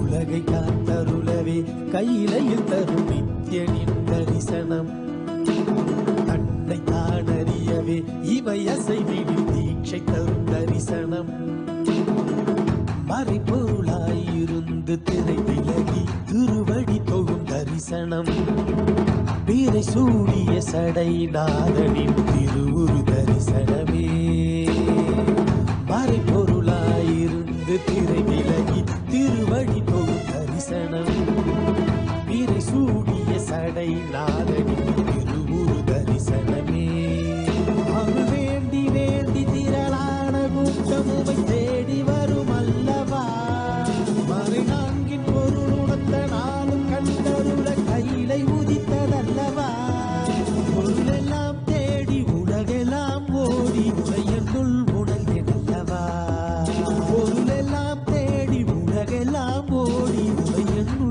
உணர்ந்ததல்லவா உலகை காத்தருளவே கையிலையில் தரும் நித்யன் தரிசனம் தன்னை தான் அறியவே இமை அசைவிடு தீட்சை தரும் தரிசனம்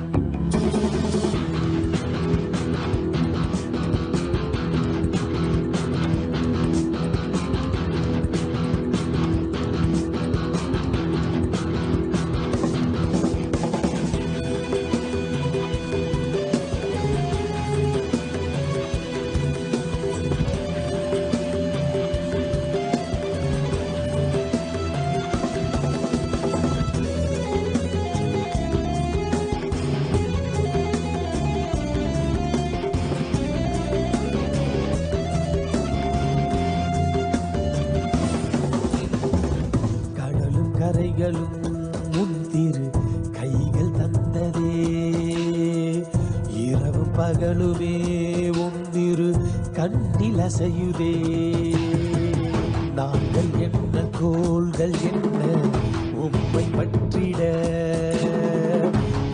இரண்டு புவனங்களும் உம்மை சுற்றிட பொருளும் அருளும் தர மனதின் இருள் விலக பரமசிவ தரிசனம் மாயை வென்றுவிட ஞானம் பெற்றுவிட மோட்சம் தரும் தரிசனம் பல சித்த புருஷர்களின் ஞானியோ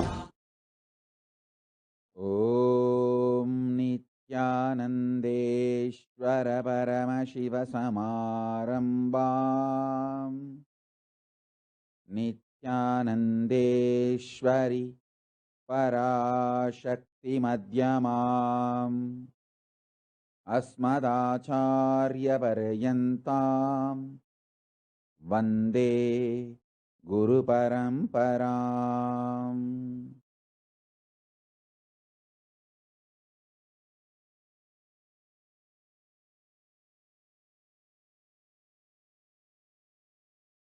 I welcome you all with my love and respect. I welcome all the devotees, disciples, Samajis, Satsangis, Sri Mahants, Mahants, Tanidar Kotari, visitors, viewers, sitting with us all over the world.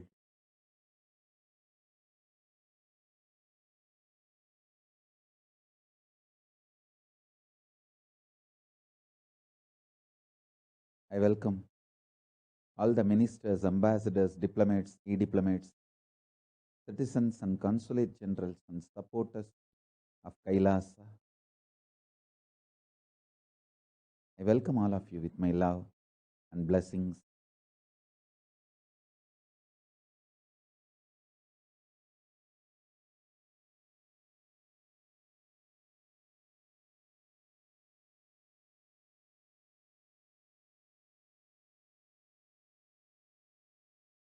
Paramashiva's message directly from Kailasa.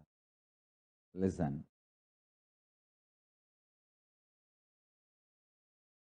Karma is not something which you committed or omitted.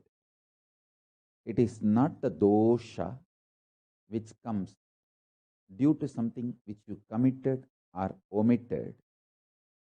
It is the blind spots, unattended blind spots, are deluded understandings about the dharma, the software based on which you function, the source code of the software based on which you function.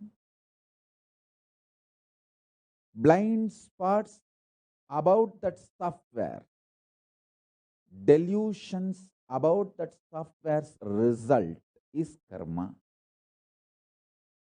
Listen, I'll repeat.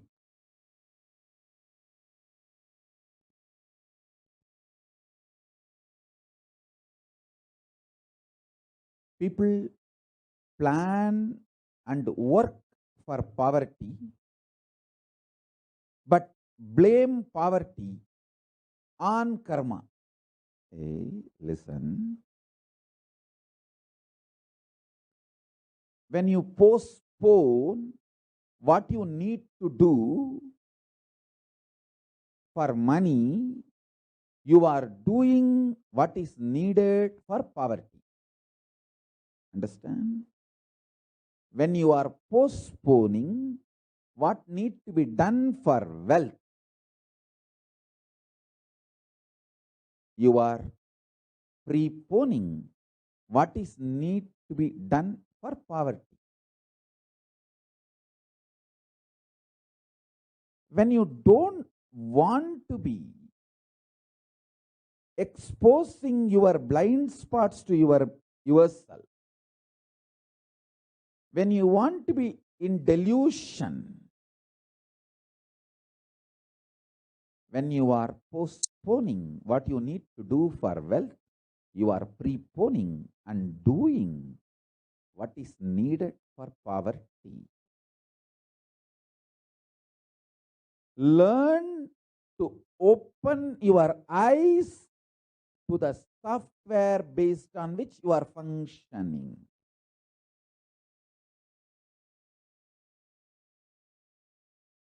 Whether in the individual level towards enlightenment or social level, your survival as the society, group of people, or political level, survival of your political existence, or economical level, survival of your group economically in any level. Understand the source code software.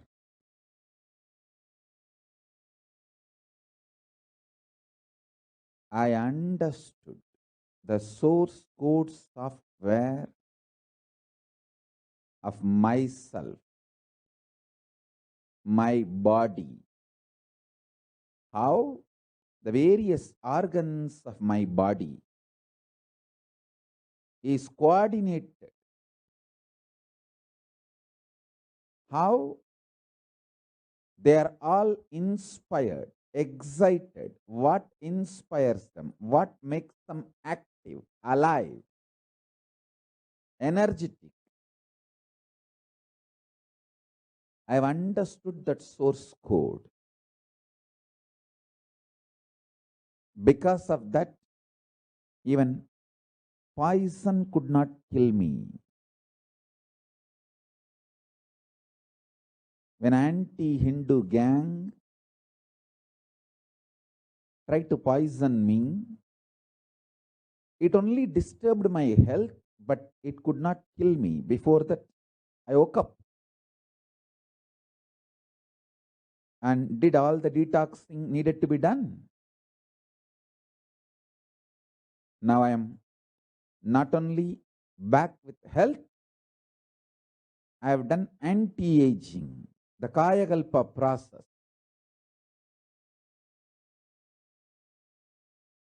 All my knowledge, research, everything I received from my gurus and with my own experience, and when I taught my disciples and from their experience, everything put together. Now the whole Kayakalpa science is ready, tested on my body, and full proof.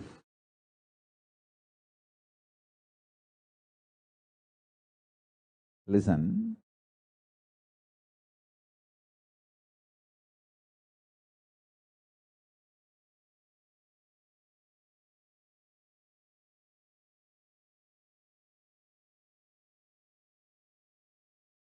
When I understood the dharma of my body, how my intra organs and internal organs and external body, physical body, all these are interconnected, coordinated, organized.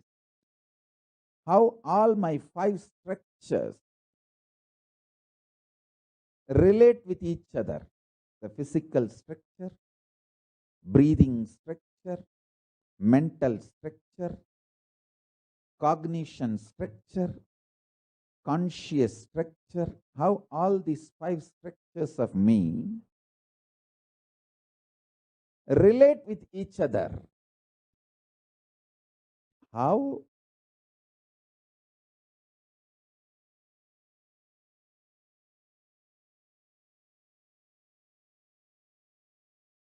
they either inspire each other or perspire each other. This whole coordination, what is the source code of the software of this happening? This whole thing I understood. Because I understood what is happening inside me, I can understand very clearly what is happening outside me. And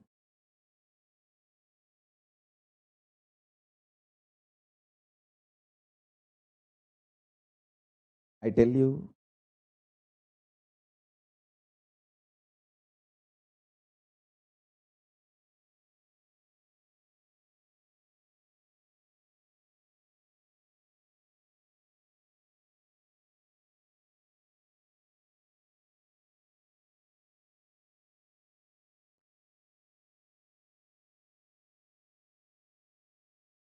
a person who unclutches and understands his source code, the source code of his internal software, becomes the best person to strategize even for social success, economical success, political success. That is why in those days, the Raja Gurus, enlightened beings, they formed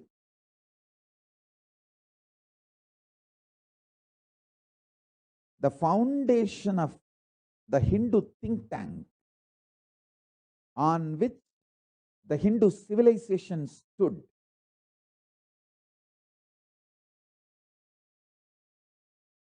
It is actually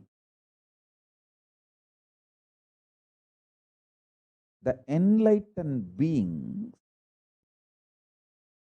and their guidance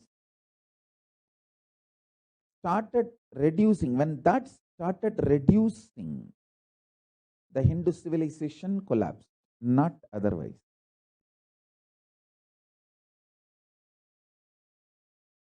Not otherwise.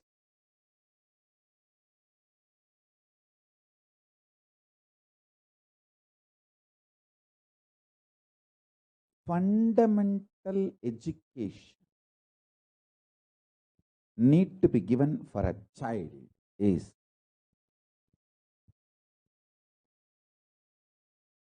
the child should discover its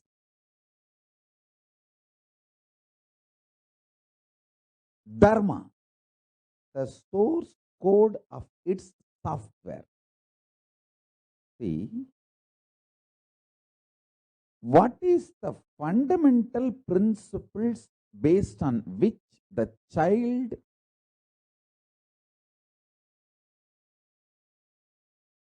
has printed its body? What kind of food excites? What kind of routine inspires? What kind of thought current gives fulfillment? What kind of actions and reactions happen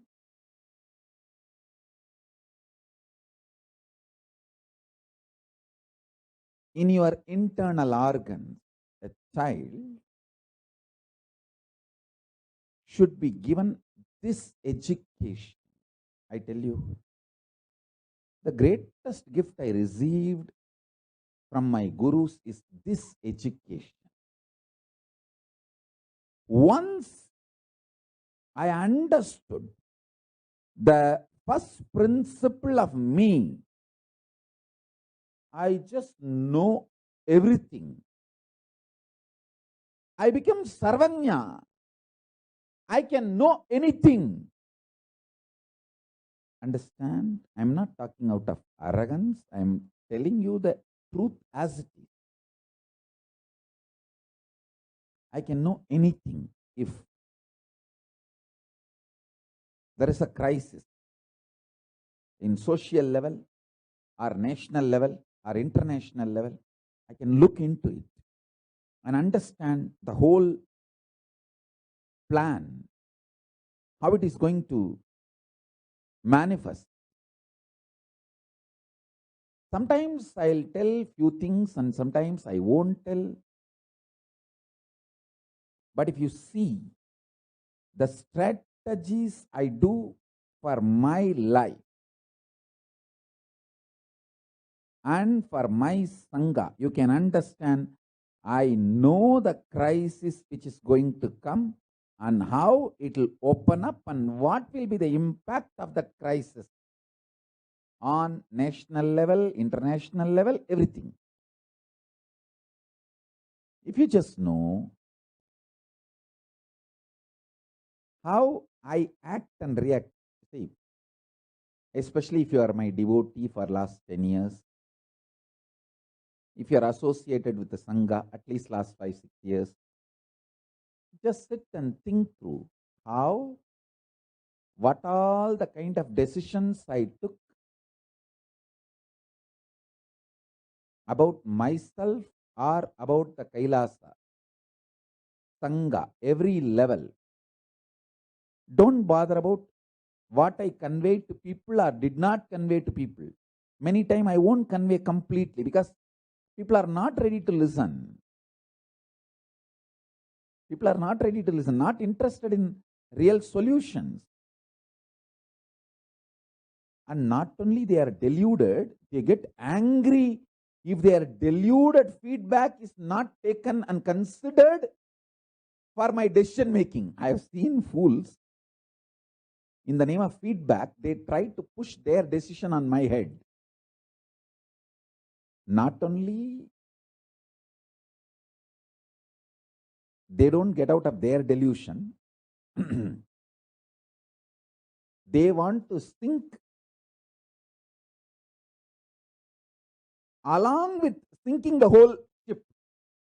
I said, nothing doing. No. If you want to sink, maximum you can sink. That is your freedom. But you have no right to sink the Kailasa, and you can't. I tell you.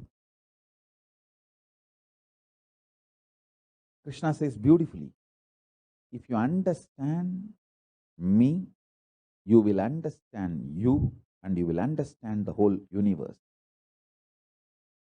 That is what he means. In the young age itself, my gurus taught me one thing. The source code of the software based on which I am functioning. The first principle based on which I 3D printed myself. Once I know that, I know everything. Listen.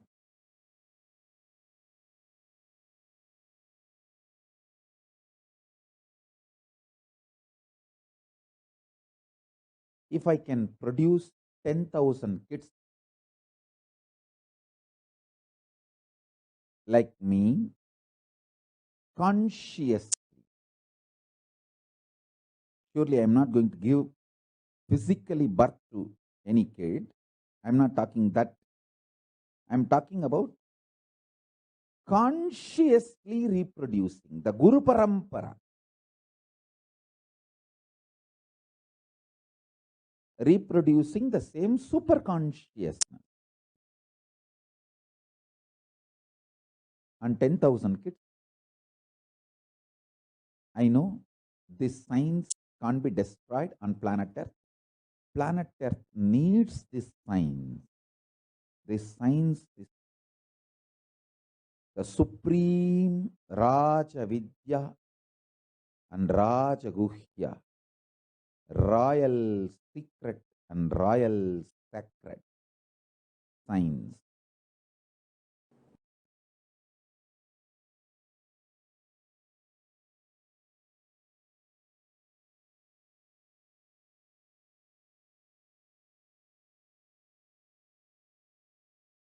If you want joy, fulfillment, success,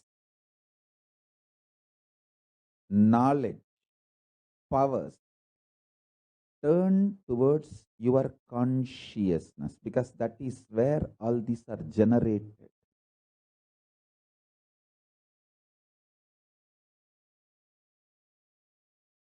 Learn the science of the soul.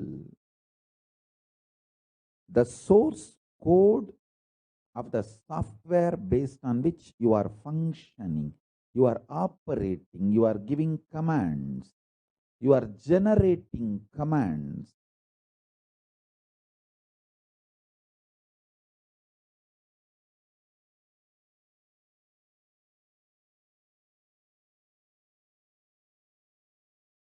Unfortunately,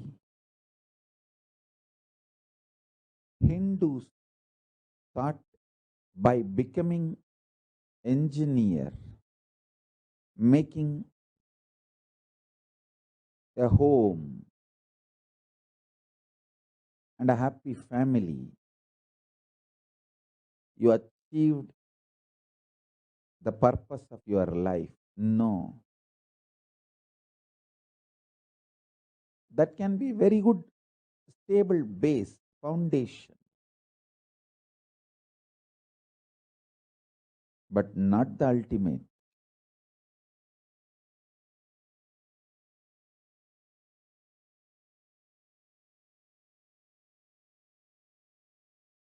Stop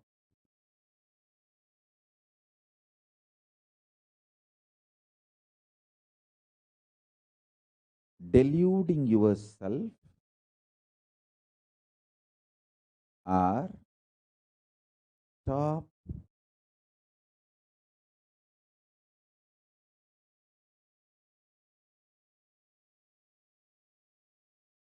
torturing yourself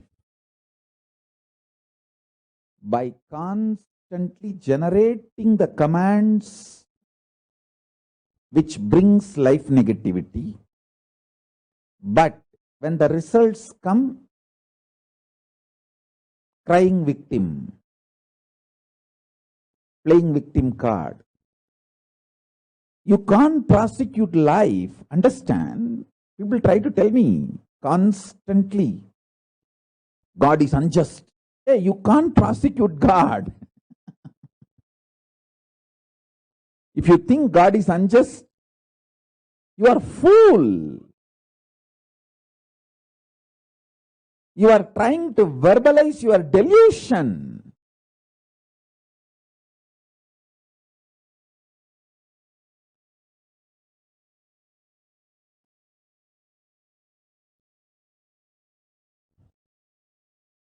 I have always seen these traitors, criminals.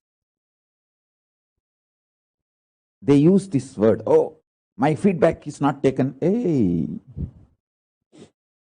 your feedback is thrown back at you. You eat it. In the name of feedback, they try to run the Sangha, make decisions. First of all, these traitors, they don't have straightforward agenda. They may know how to cunningly, cleverly speak, act, and extremely caring, friendly, how they delude people I have seen. They're like drugs.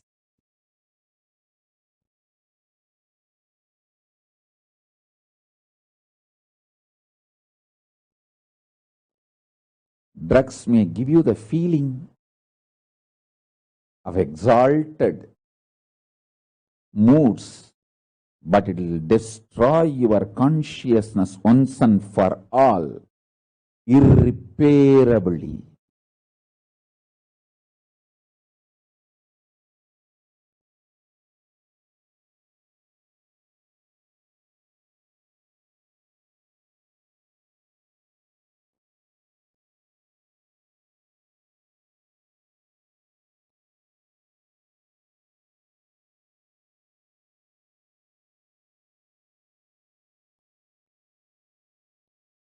If you are new to my Sangha, to my satsangs,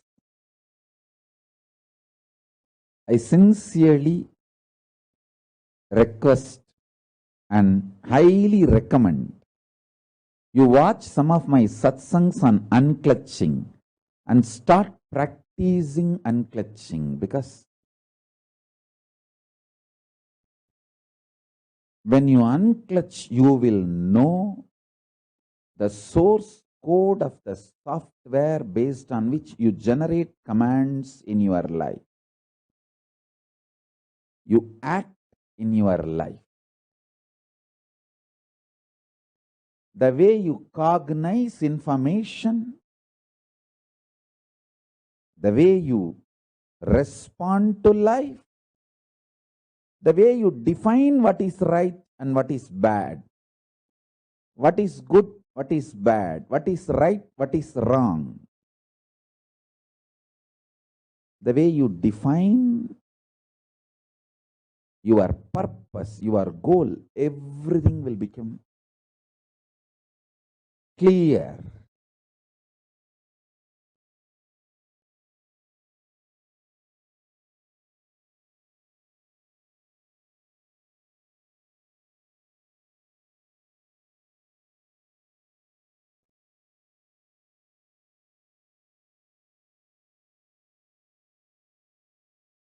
I want all the devotees, disciples, meditate on this powerful cognition. Karma is not something you committed or omitted. It is the blind spots, unattended part of you, blind spots of you,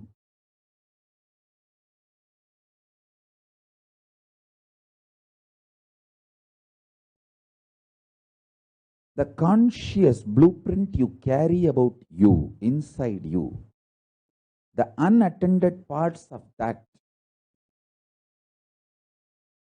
deluded parts of that is karma.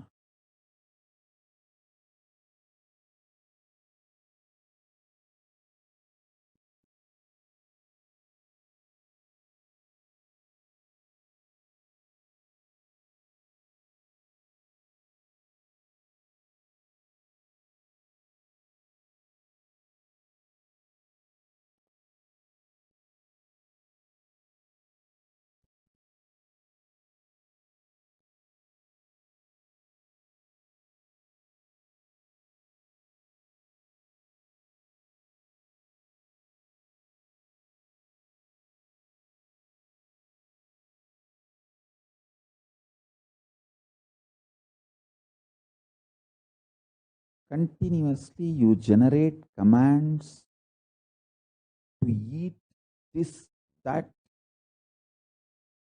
and then when health is completely destroyed, you blame the karma. See my karma, my health is gone. Hey, hey, hey. And people blame God. See God, I went to the temple every day, I worshipped that God, I prayed to this God. See what happened to my health. Listen.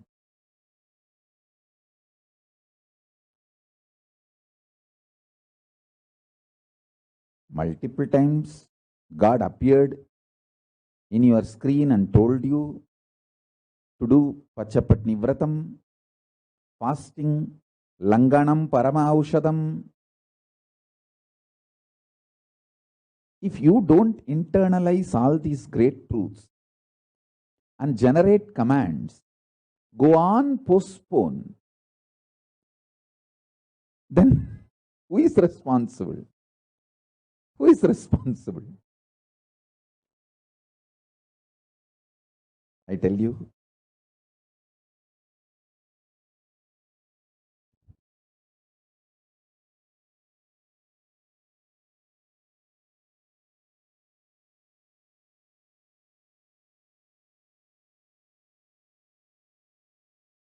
do not allow the parasites sitting in your muscle memory to sign on behalf of you.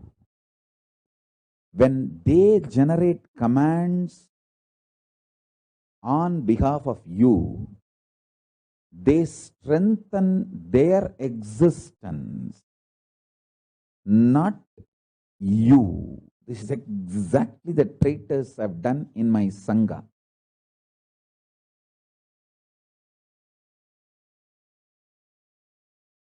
When they try to take decisions on my behalf, they strengthen their interest, not the real interest for which Sangha was created.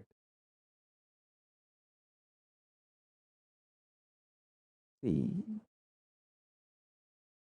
I'll give you the signs of parasite. Whenever you go through the intense flood of hormones and chemicals, for example, hunger, or feeling very horny, lusty, or feeling frightened, terrorized, whether you feel lusty, sexually driven, horny, or frightened, terrorized, or hungry, all these three is just flood of hormones and chemicals inside you. Whenever the hormones and chemicals are flooded inside you, the womb, mother component for the parasites to be born, is created. The egg, garbha, for the parasites to be born is created. The good news is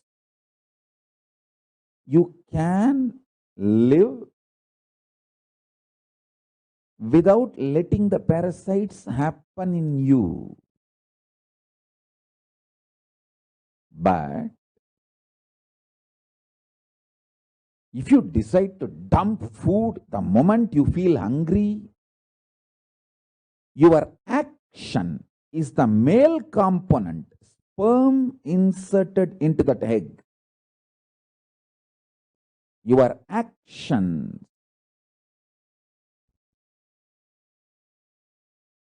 going with the flow pattern of the hormones and chemicals in you, your actions are male component added to the female component, parasite is born.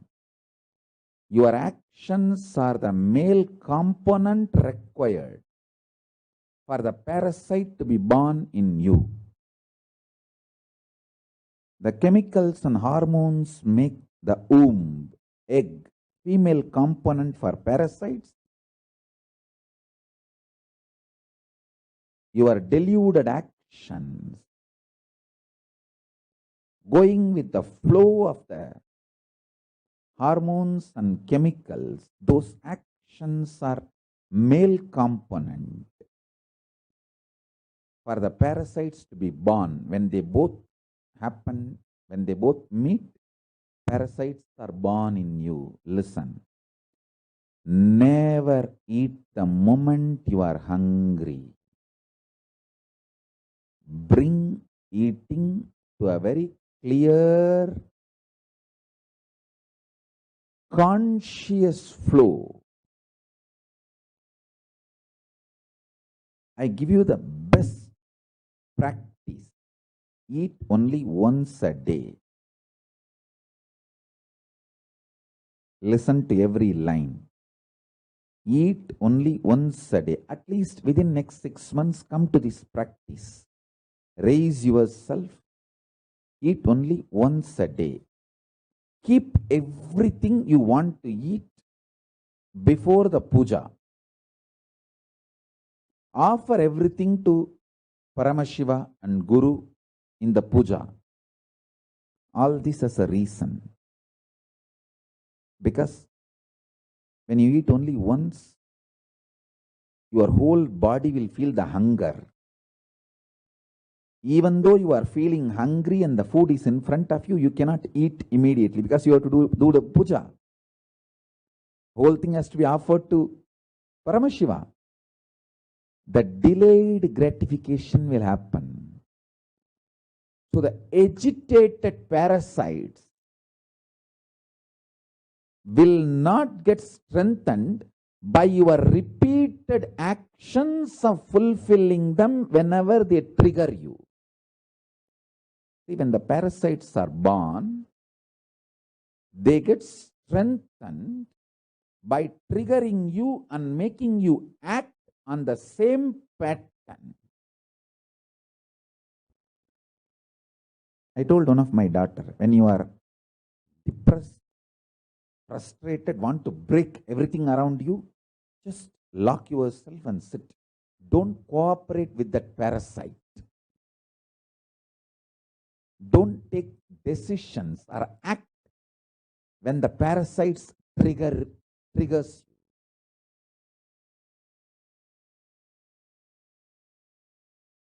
Hunger and anger are one and the same. Hunger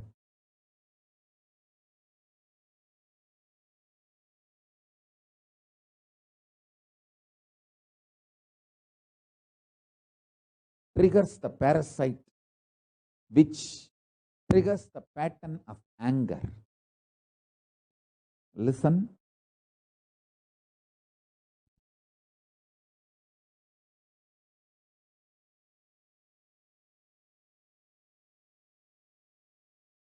only once in 24 hours you are going to eat means the whole body will be hungry.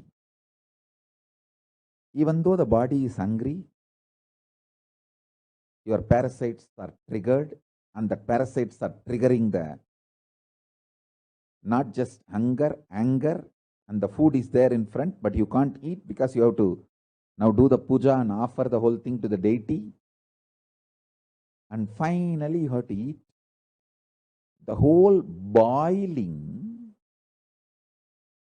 triggering of the parasite, the whole thing will happen and settle down. Your eating will not strengthen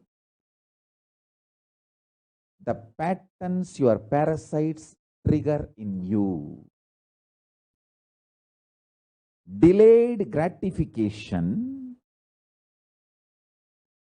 will kill the parasites and the patterns triggered by the parasite. A person who does delayed gratification lives healthy, long.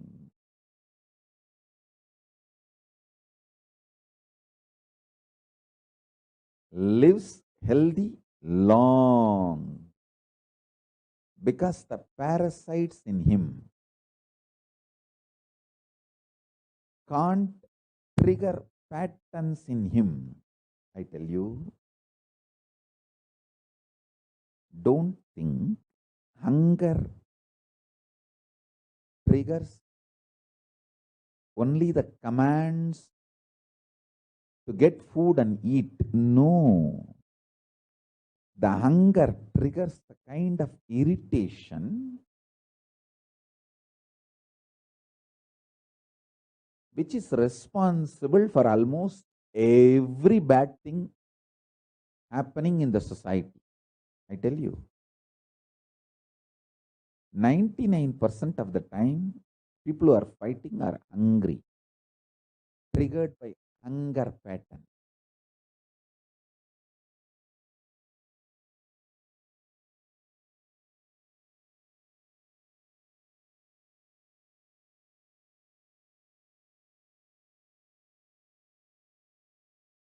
Annadana is the best strategy.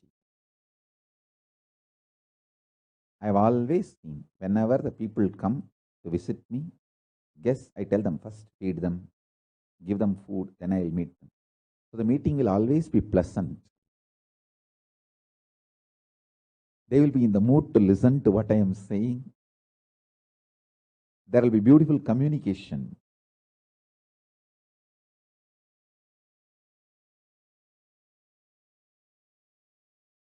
I am giving you multiple understandings.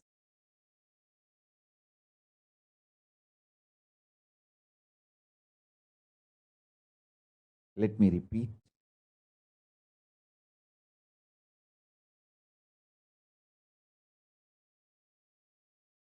I don't feel bad about repeating and boring you.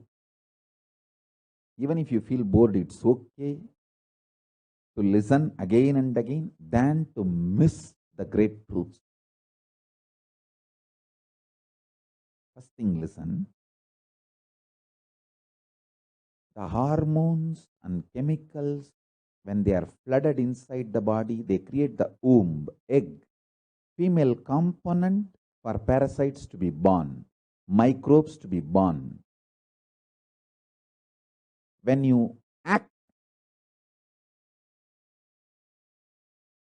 due to the flooding of the hormones and chemicals, action is like a male component, sperm, to give birth to the parasite.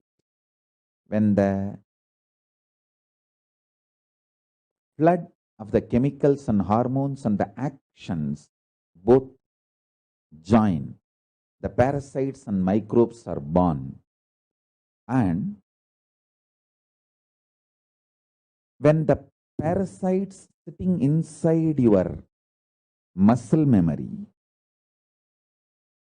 starts triggering you and you exactly obey, do what the parasites are telling you, that becomes a strong pattern and the parasites get strengthened.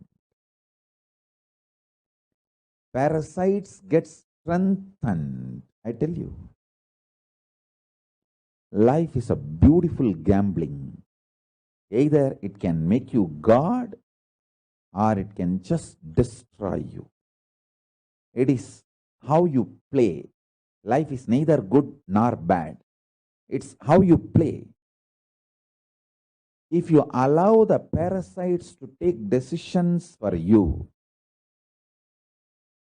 be very clear, then you are planning for the success of the parasites, not you. And parasites do not take the responsibility for all the happenings of your life externally, good, bad, right, wrong. It's only you who need to take the responsibility for the good, bad, right, wrong. It's you who is going to enjoy or suffer, not the parasites which is hiding inside your muscle memory. They just continue to suck you and make you believe parasites and the patterns generated by parasites are you. They literally take over your identity. Understand? When I open my third eye, I burn your parasites, not you. But you always say, oh, Swamiji is so ferocious. Hey, I am ferocious on your parasite, not on you. I love you. When I show my ferociousness, I make a loud statement, I love you. And I am burning your parasite.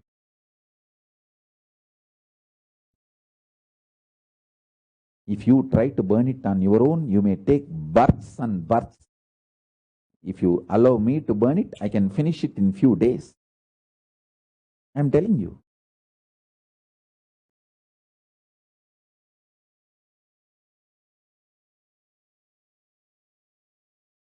Make these simple things. Make one meal a day as a life. That also keep everything ready. The smell, hot food, fresh food. And naturally, all the patterns, parasites, everything will be triggered inside you. You'll be already hungry and the smell of the food, but you can't eat because you have to do the puja now. Once you keep everything ready. The delayed gratification. So after the puja, if you eat, you will eat exactly what you need, how much you need. The whole process of eating will not tire you, it will empower you. I tell you, the most healthiest people who lived for a long time healthily, I have seen in my life, all of them, 100%, whether my grandmother or Kanchi Paramacharya. My grandmother lived 103. Another one grandmother lived 106. My grandfather lived more than 90. And Kanchi Paramacharya lived 100 years. Just, I think, few months less than 100 years. All of them whom I have seen who lived long, all of them had one lifestyle. Less food or no food. Very less eating. They built the body systematically from the young age itself. to live with minimum food, minimum quantity of food. Their food was very subtle, like breathing or liquid. Paramacharya will fast for days continuously. In my family, everyone lived quite a long time. Other than my father, everyone lived such long number of years because all of them had this habit of fasting for Paramashiva.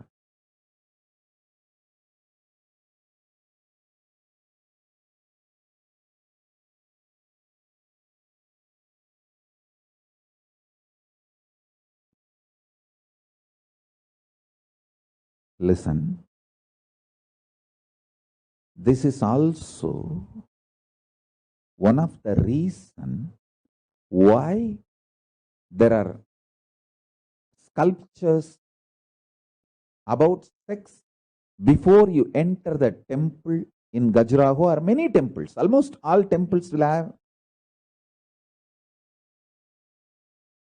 sexually explicit sculpture before you enter the temple.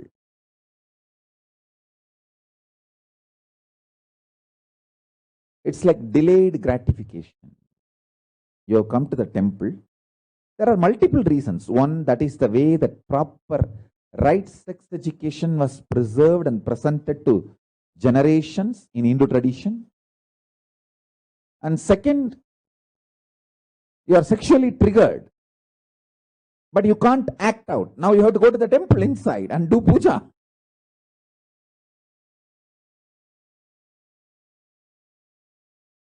Even if you are in a hurry,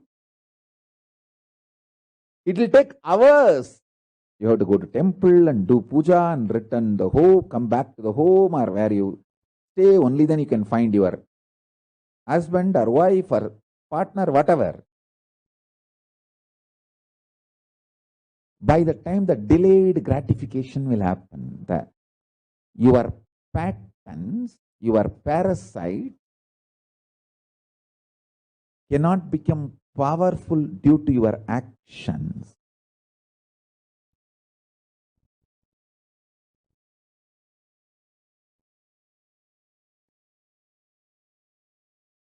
If you listen to my instruction and practice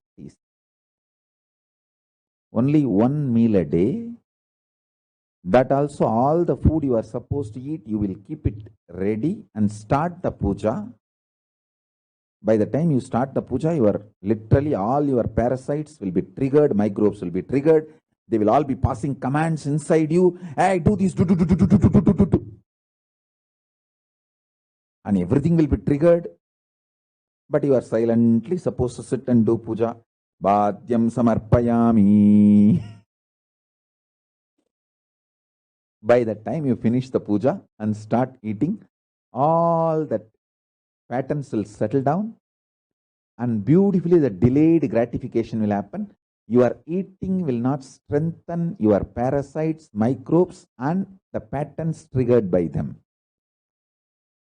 If you understand this, you will also understand why the sexually explicit sculptures outside the temple.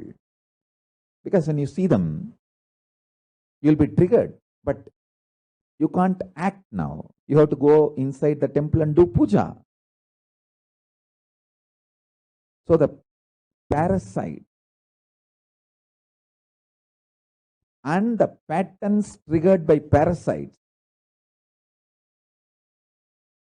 will just melt down. Your action will not strengthen the parasites and the patterns triggered by the parasite. This will empower you. This will empower you.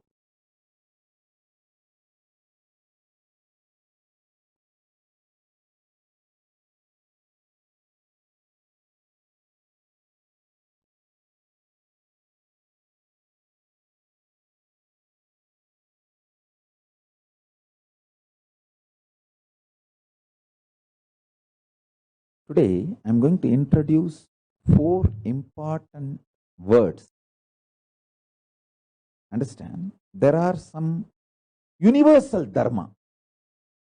For example, yama, like ahimsa, satya, asteya, aparigraha, brahmacharya. Non-violence, integrity, celibacy, living with minimalistic things, the minimalistic lifestyle, and non-stealing. These 5 are sarvabhaumya vrata, universal virtues. Whether you are a Shaivite, Vaishnavite, Smarta, Tantric, Agori, any sampradaya you may be, you may have a little different interpretation of these universal values in your sampradaya, but that value itself is sarvabhaumya, universal.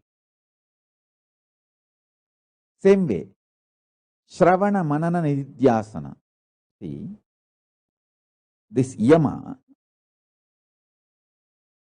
ahimsa, satya, asteya, aparigraha, brahmacharya, these 5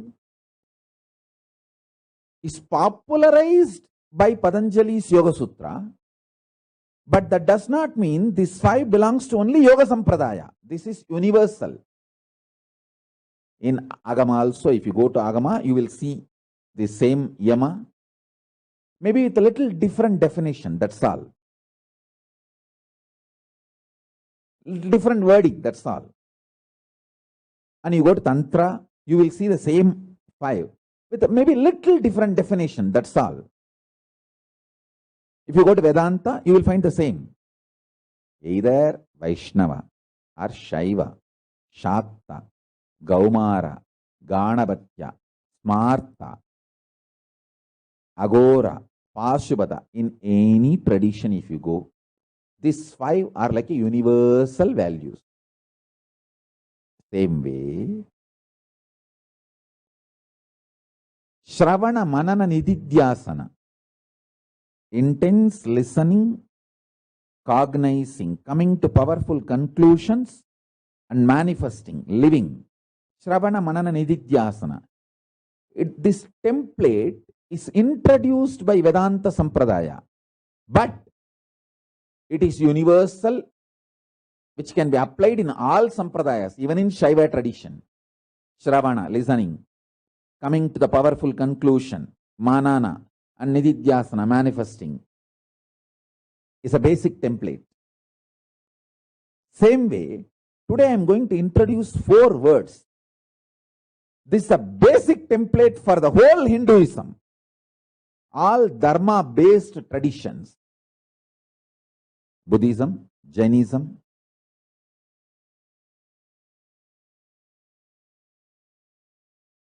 all dharma-based traditions, including Buddhism and Jainism. These 4 words, listen carefully. Anavopaya. These 4 are independent methodologies for liberation, enlightenment, or solution for any problem. They both are not, these 4 are not leading one to another. No, independent. Anavopaya, Shaktopaya, Shambhavopaya, Anupaya. These 4 words, listen. Don't think Anavopaya leads to Shaktopaya. No. Shaktopaya leads to Sambhavopaya. No. Anavopaya is different, separate. Independently, it can lead you to enlightenment from beginning to end. Shaktopaya is separate. Independently, it can lead you to enlightenment from beginning to end. Shambhavopaya is separate. It can independently lead you to enlightenment from beginning to end. Anupaya is separate. It can lead you to enlightenment from beginning to end, independently. Now I'll tell you. Anavopaya means, the definition of the Anavopaya I am giving you from Malini Vijaya Tantra. The individual controls his heart and pulse by reducing it significantly.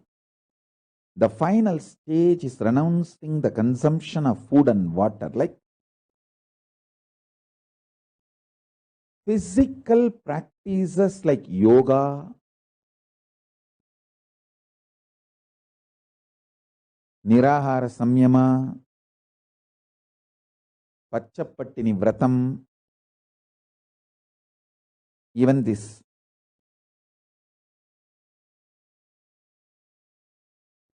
Anavopaya means working on your body. The definition of the Anavopaya, I am reading it out from Malini Vijaya Tantra. The individual controls his heart and pulse by reducing it significantly. The final stage is renouncing consumption of food and water. There is a more detailed, elaborate explanations. I'll give you one by one. I'll give you the essence lesson. Working on your body and achieving the state of Paramashiva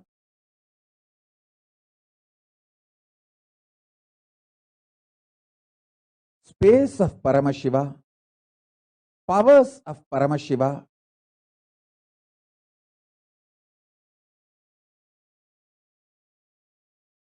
being of Paramashiva, super consciousness of Paramashiva.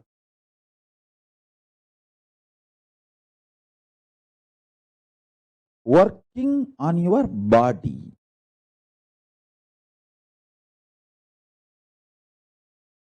Fundamentally, cleaning all the parasites, microbes, and the patterns triggered by the parasites and microbes. This whole science of Anavopaya is all about detoxing yourself from all the parasites. This science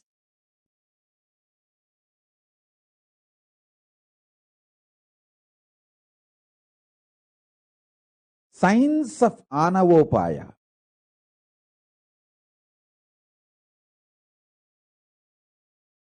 is always most easiest. It can show you the results immediately.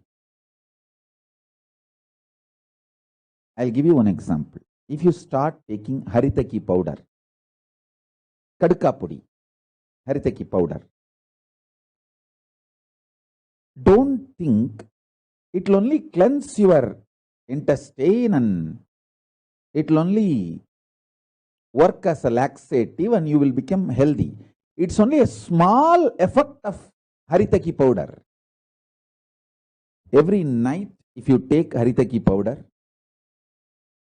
not just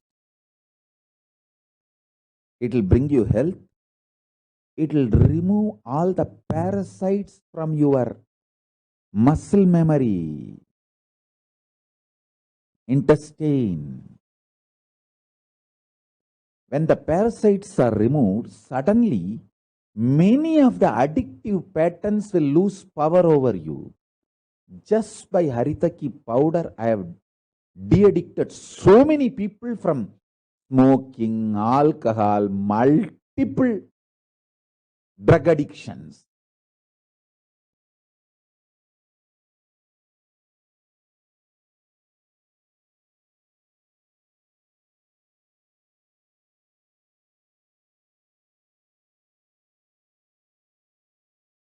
Just by Trifala Churnam, the Trifala. I have de-addicted many people from hunger patterns, anger patterns, the craving for junk food. Craving for junk food is nothing but craving for poison, slow poison.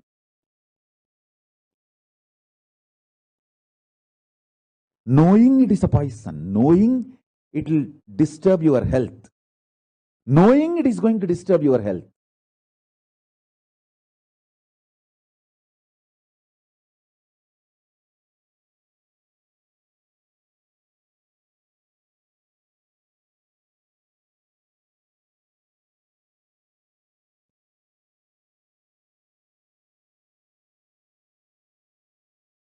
I'll introduce these 4 words. Anavopaya, Shaktopaya, Shambhavopaya, Anupaya. Because I'll have to explain elaborately these 4 words in multiple satsangs, because it is one of the fundamental truths of dharmic traditions. I want all of you to know I stand for all dharmic traditions of Hinduism. Adishaiva, Shakta, Vedanta, Saura, Ganapatya, Gaumara, Kashmira Shaiva, Pashubata, Smarta, Bauddha, Jaina.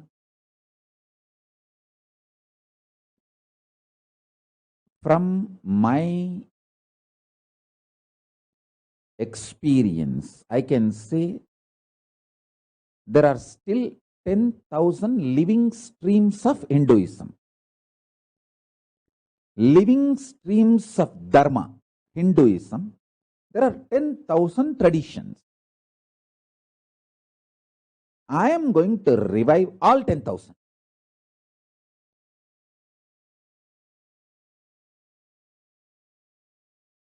I stand for all 10,000. I am going to revive all 10,000.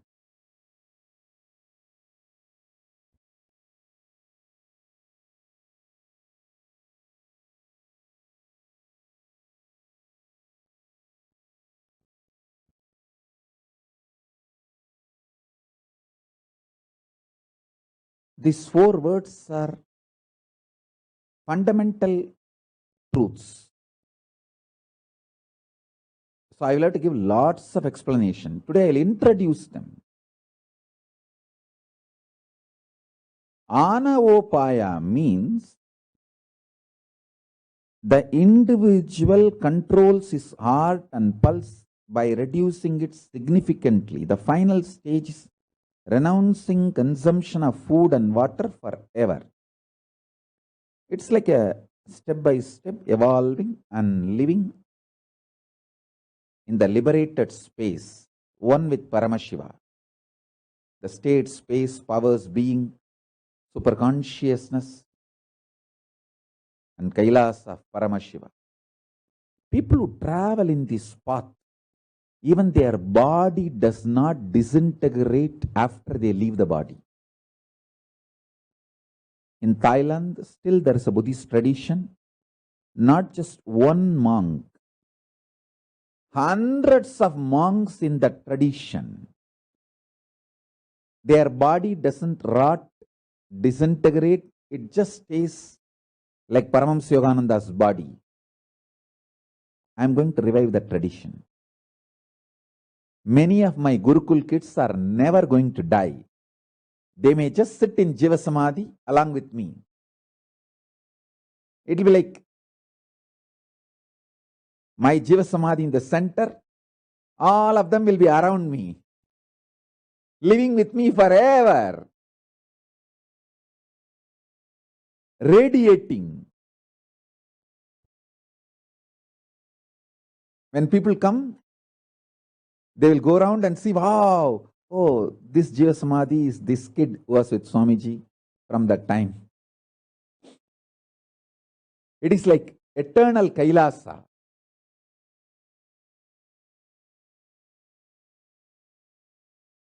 Divya Sariris. I am planning for 10,000 enlightened beings in Jiva Samadhi along with me. 10,000 enlightened beings.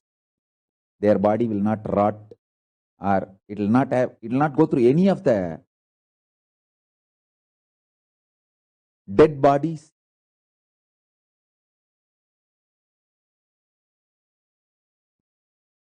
Disintegration or anything happens to dead body will not happen to their body. Because I can see, listen, even though this anti-Hindu gang is attacking me so much of enemies and traitors I am facing, but still I can see the day announced Pachapatni Vratam, 28 days of no food, fasting with me, we saw thousands of people registering in few hours. Even now, thousands all over the world following this 1 meal day scheme. 1 meal after puja. Thousands are following. Hey, it's not that the people who are following this 1 meal per day are poor or middle class. Hey, they're all not just millionaires. Some of them are even billionaires. Multimillionaires and billionaires.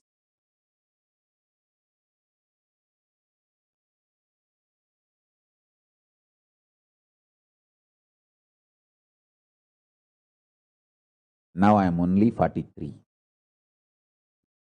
Already I am seeing thousands of people practicing this Anavopaya methods along with me. I am going to be in the body, active, healthy, at least next 150 years. More. Not including this 43 already. Because these bloody fellows, the Hindu enemies and Hindu traitors wasted a lot of my time. And I am a non-violent person. I don't go and attack them. I don't go and fight with them. I don't go and kill them. I don't react to them. I just decide to live longer. மகனங்களா சும்மா இருந்திருந்தா 120ஓட நான் பாட்டுக்கு back பண்ணிட்டு போலான்னு தான் plan பண்ணிட்டு இருந்தேன். 126 தான் பிளான் பண்ணேன். வீணா போனா இங்க ஏகப்பட்ட டைமை வேஸ்ட் பண்ணிட்டானுங்க. என் பொண்ணு பிள்ளைகளெல்லாம் இப்ப வளர்த்து நான் ஆளாக்கி அதுகளை எல்லாம் அரசிகளாக்கி அரசர்களாக்கி பார்த்து அனுபவிக்க வேணாம். அதான் முடிவு பண்ணிட்டேன். மகனுங்களா இதுக்கு மேல தொடர்ந்து வம்பு பண்ணீங்கன்னா 1000 வருஷம் ஆக்கிட வேண்டா.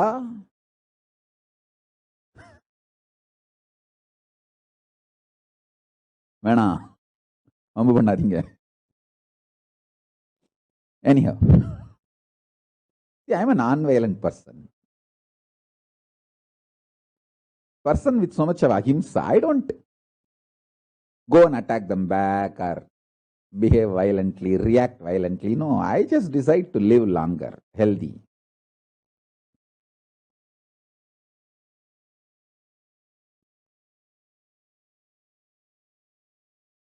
I can comfortably take Batmasana challenge with anyone in the world. Longest time sitting in Batmasana. I can take a challenge with anyone in the world.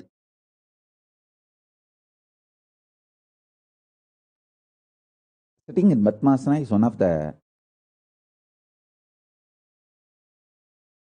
very important scale to see whether somebody is healthy or not. See, without back support, I don't have any back support. My spine is very straight, sitting on the seat.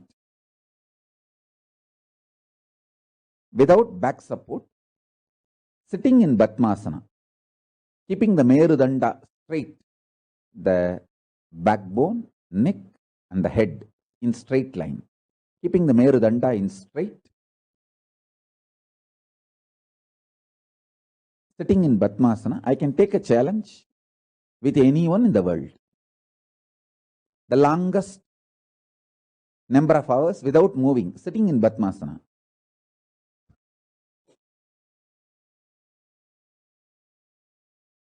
Anyone wants to challenge, you can send a message. Not for competition, just to tell this glory of yoga, that's all. Nothing else.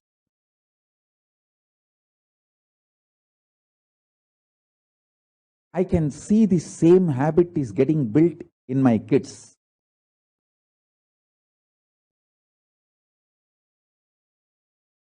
My kids all over the world start building the same habit of Padmasana. Sitting in Padmasana. All over the world I am seeing the success of my teachings. Now itself, thousands are practicing this Lankanam, Paramaushadam, fasting is the ultimate medicine. This Anavopaya techniques, methods I am giving, and I am going to be in the body, healthy, living, teaching, spreading my mission at least next 150 years more. So that is why I am very sure I can easily make minimum 10,000 fully enlightened through this Anavopaya, and body will not go through any disintegration even after they leave the body. It will be just Jiva Samadhi. Like Ramanuja in Srirangam. Anybody who has a third eye scanning power, if you go to Srirangam and see that Ramanuja deity and scan, you can see his bones are all inside. It is a body, actual body. It's not carved deity, it's a body.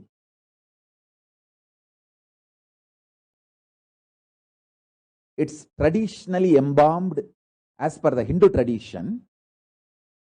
In Hindu tradition, the embalming is done while you are alive. It's not that after you leave the body, they do some process, pull out the internal organs and infuse some. No.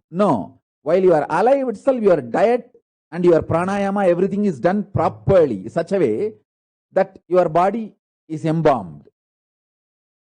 So after you leave the body, nobody touches it. Just it becomes deity. I tell you, Ramanuja Swami, Ramanujacharya in Srirangam is just the body used, and Tirumala Tirupati Venkateshwara is the body of Venkateshwara, Srinivasa, the body which he used. He just stood and became a deity. It's the very body he used. It is not stone deity. If you have a third eye body scanning power manifested, if you can scan people and see their body inside, go and stand in front of Venkateshwara and pray to him, request him to show him. You will see clearly, he will show his whole body. Inside that bone and all is there as it is. He just became a deity. Same way the Ramanujacharya in Srirangam, he just became a deity. And in Vrindavan, Raghavendra Swamigal is sitting just as a deity inside his Jiva Samadhi.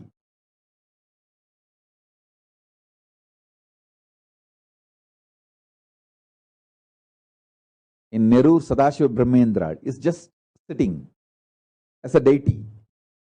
And Trailinga Swami in Kashi. I can go on giving you the list. So now we have the science. We will revive it. At least 10,000 people will achieve full enlightenment through Anavopaya, through this methodology. so they can sit in Jiva Samadhi around me. That will be the most powerful energy center in the world. Literally Kailasa on planet Earth. The second methodology is Sattopaya. It means the method of the mind. The definition of the Sattopaya from Malini Vijaya Tantra, Shaktopaya is that upaya which functions by the means of energies. Shaktopaya is also called Jnanopaya because it is the means which originates from Jnana Shakti, the energy of knowledge. It means by holding the powerful cognition, you manifest the state of Paramashiva, space of Paramashiva, powers of Paramashiva, and being of Paramashiva, superconsciousness of Paramashiva. Shaktopaya. Most of the teachings I do is from Shaktopaya methodology, because I give you the powerful cognition and ask you to hold that powerful cognition and manifest powers.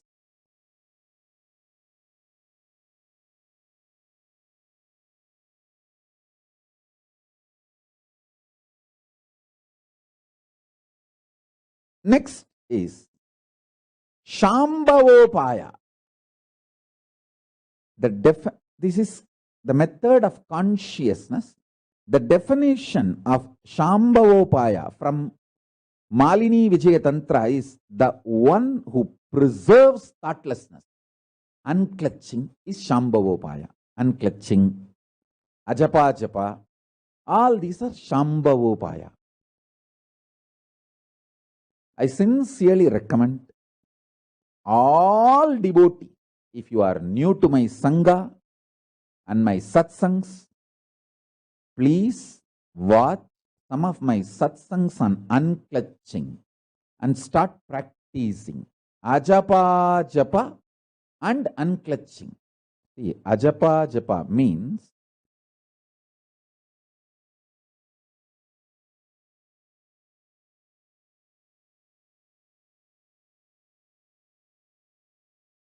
without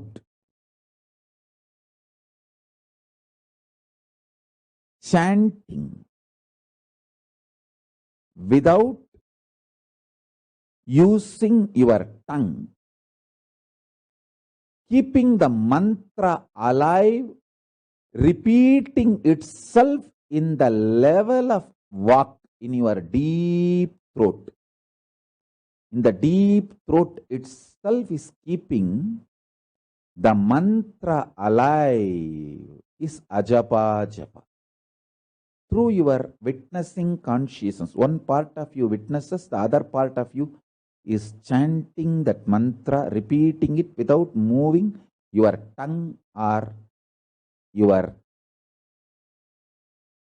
voluntary involvement. I can give you 5 options. Om, just pranava. Om.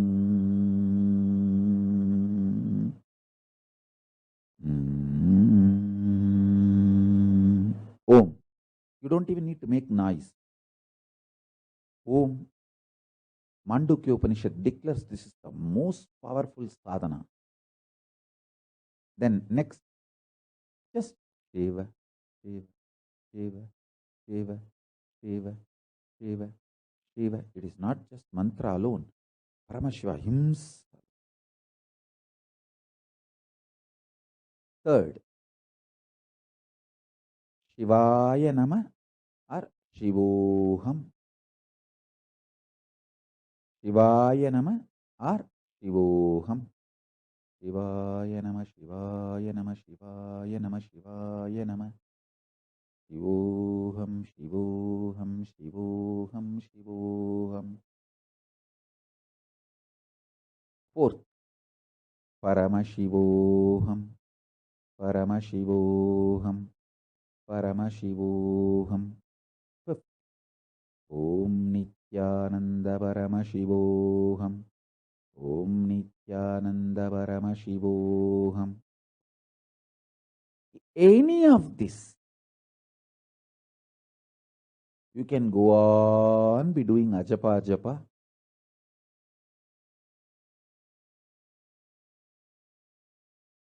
You will experience Shambhavopaya. Understand? Listen carefully.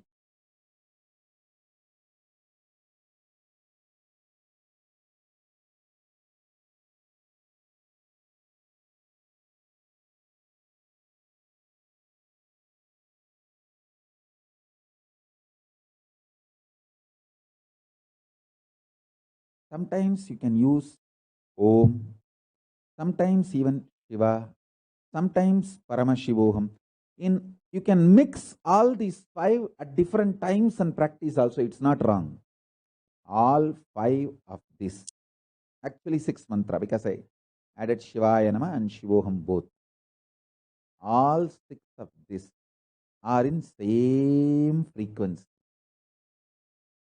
Any one of these or mixture of this you can do for ajapa ajapa.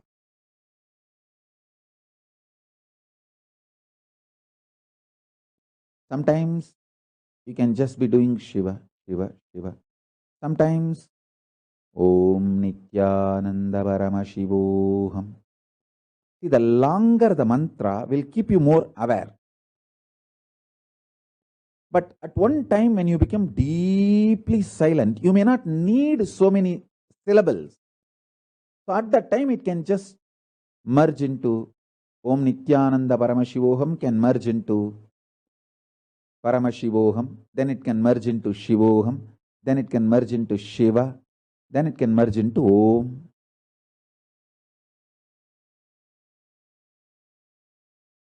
Nothing wrong.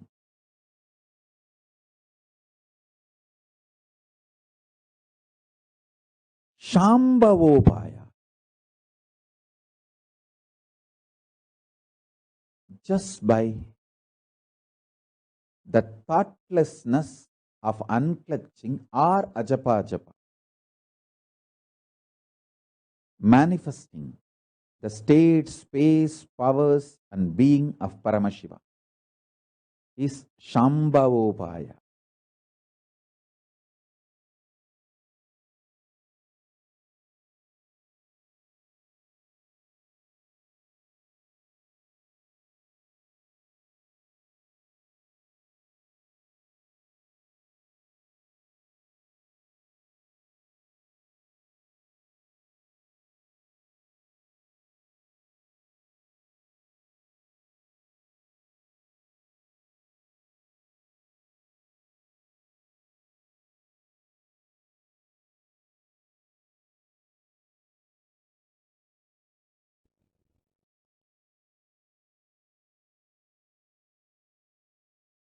Listen carefully.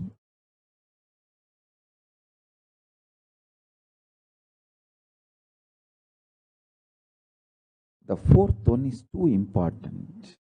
You need to attentively listen.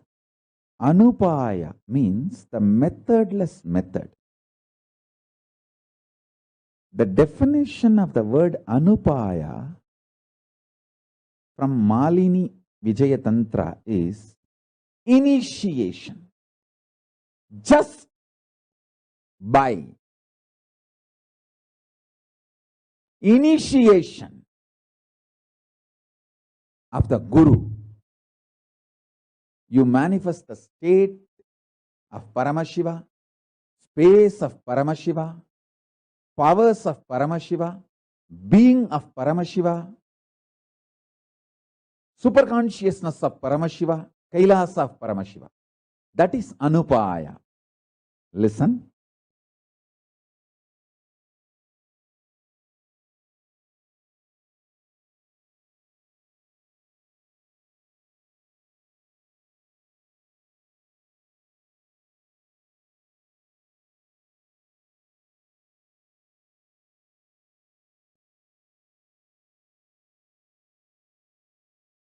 Listen.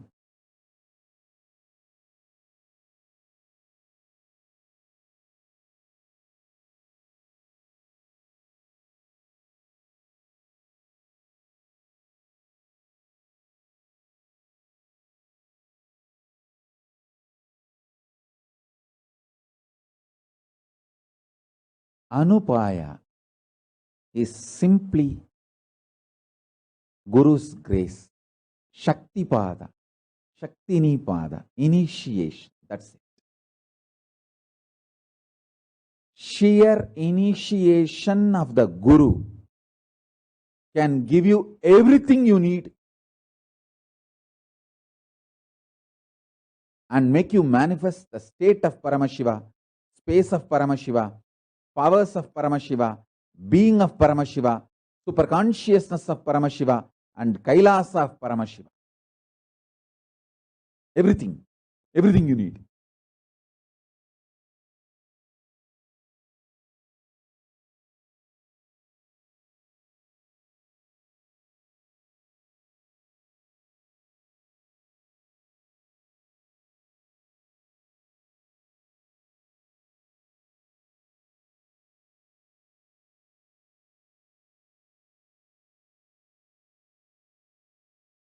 So these 4 upayas, anavopaya, working on your body, mind, detoxing yourself from all the parasites, microbes, and manifesting Paramashiva.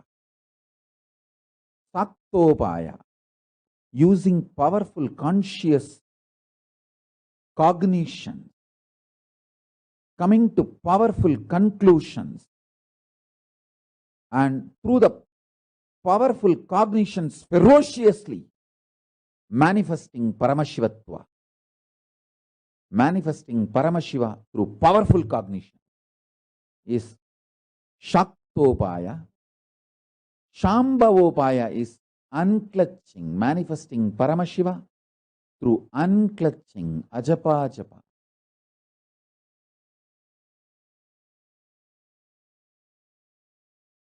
Anupaya is manifesting Paramashiva just by initiation, blessings, grace of the Guru. That's it. It is the Anupaya I used when I did the Kailasa courtyard power manifestation sessions. Just by the sheer Guru's grace and initiation, everyone started manifesting powers. Anupaya is the method I use through which the Kailasa courtyard power manifestation sessions are done. It's a historical happening. Fortunately, we have video record of everything. I think around 2 months or 3 months I did. Fortunately, we have the video record of all the 2-3 months of that Kailasa courtyard power manifestation sessions. There are nothing, no technique, methodology is used. Just I'll initiate and everyone will start manifesting. The pure Anupaya, methodless method was used just by initiation. All the disciples manifest Paramashiva.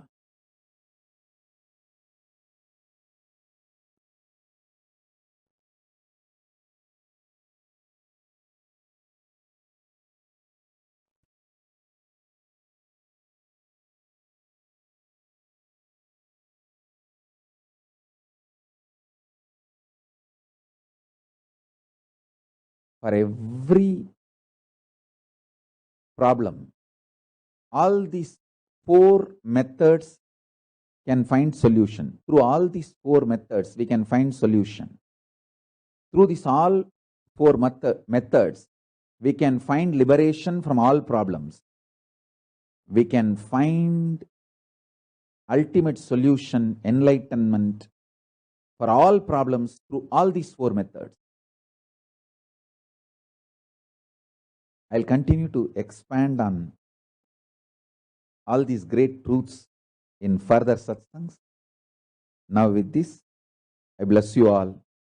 Let's all radiate with integrity, authenticity, responsibility, enriching, causing, living Shuddhatvaida Saivam, the state, space, powers, being, superconsciousness, and Kailas of Paramashiva. Paramashivoham, Om Nithyananda Paramashivoham, the eternal bliss, Nithyananda. Thank you. Be blissful.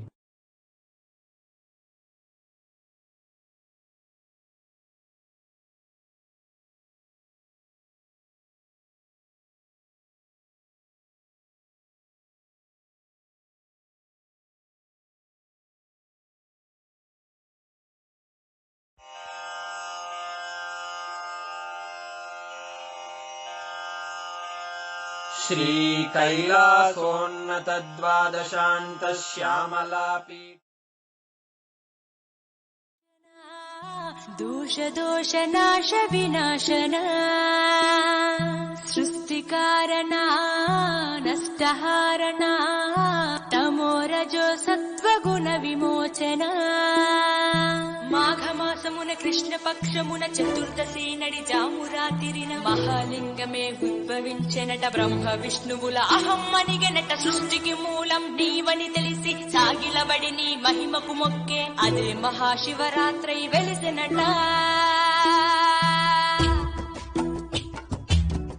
అరే ఓ జంగమా విభూది లింగమా పక్కన పార్వతమ్మ తలపై గంగమ్మ అరే ఓ జంగమా మెడలో సర్పమా బూడిద దేహమా సిగలో సందమమా సృష్టిని సృష్టించగా తొలిగా పుట్టావట మాఘమాసమున మళ్ళీ పుట్టావట బ్రహ్మ విష్ణువుల తగువును తీర్చావట మహాశివరాత్రిగా మహిలో నిలిచావట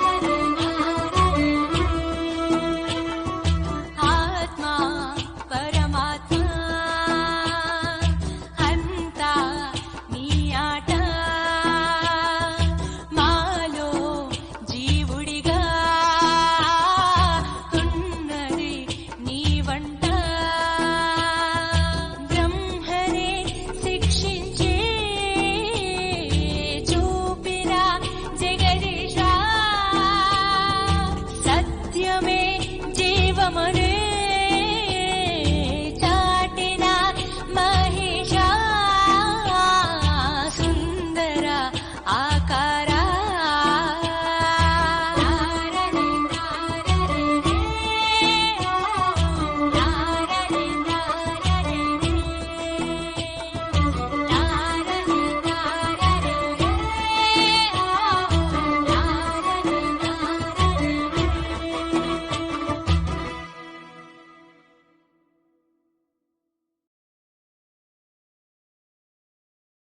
ನಂದಿವ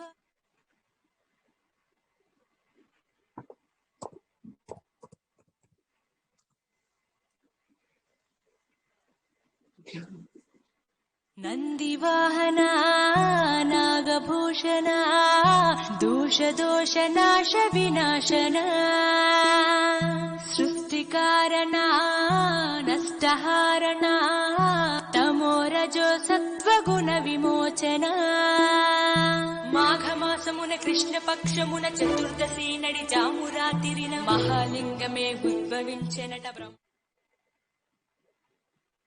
Concept of Hinduism, Jagadguru Mahasannidhanam, His Divine Holiness, Bhagavan Nithyananda Paramashivam, Pita Sadguru Vandanam, Nityanandam Paramasukhanam Kevalam Jnanamurtim, Dvandvatītam Gaganasadasham Tattamasyādilakshyam, Ekam Nityam Vimalamachalam Sarvadi Sakshibhutam, Bhavatītam Trigunarahitam, Sadgurum Tam Namami. Let's go through the disclaimers. Security measures. No photography, video, audio recording. Important cautions.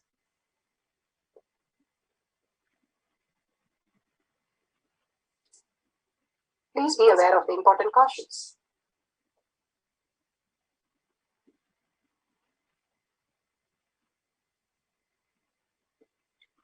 What is power manifestation? Let's hear from Bhagavan himself explaining what is power manifestation. All the 25 states of consciousness, when they happen in you, due to your chemicals and hormones, ups and downs, it is powerlessness. When it happens in you, out of your free will and consciousness, it is powerfulness. That's all. When you fall into sleep, it is powerlessness. When you enter into sleep, it is powerfulness. When you fall into dream, it is powerlessness. When you decide to dream, it is powerfulness. So I have added the ultimate powerfulness, Turyatita Turyatita, in your whole being and doing, manifest all the powers. Understand, power manifestation is nothing but cognitive shift. It is not work. It is cognitive shift. Understand? It is cognitive shift. It's not work. Work is a 4-letter word. Power manifestation is cognitive shift. Playing with life. Playing with being alive. Static matter, dynamic activity, strategic existence. All these three has no boundary. You are one with it. You are alive in everything. Everything listens to you. Everything decides as you want. Power manifestation is cognitive shift, raising your frequency, not work. Now let's understand who is Paramashiva. Bhagavan himself has beautifully explained the Paramashiva in all of us. Paramashiva does manifestation, maintenance, rejuvenation, pulling out of delusion and liberation. He resides in his supreme Paramashiva Swarupa as Ajomuha, Aradhomuha, unborn, beyond formlessness. Is Paramashiva Swarupa. That Paramashiva Swarupa manifests with these 5 faces as Sadashiva, Tatpurusha, Vamadeva, Ahora, Satyojata, Ishana.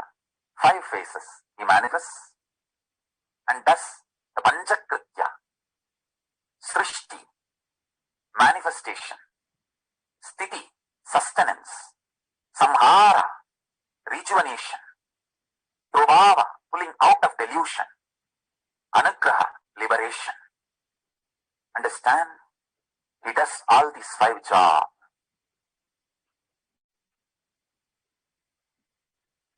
Through these 5 phases. Now listen carefully. Tatpurusham, Vamadevam, Satyojatam, Ghoram, Ishanam. These 5 phases, thus Panchakrityas, each phase, each dimension is not just one F-A-C-E phase, P-H-A-S-E phase. It's not just F-A-C-E, P-H-A-S-E. Understand?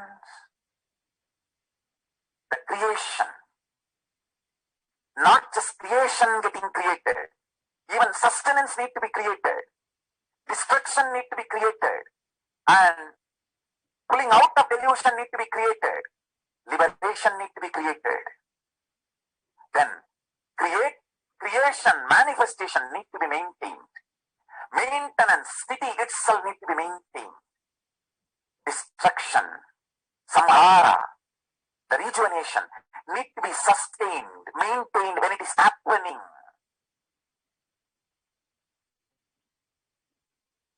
Pulling out of delusion, prabhava, need to be maintained when it is happening. And anugraha, liberation, need to be maintained when it is happening. Those micromilliseconds when it is happening.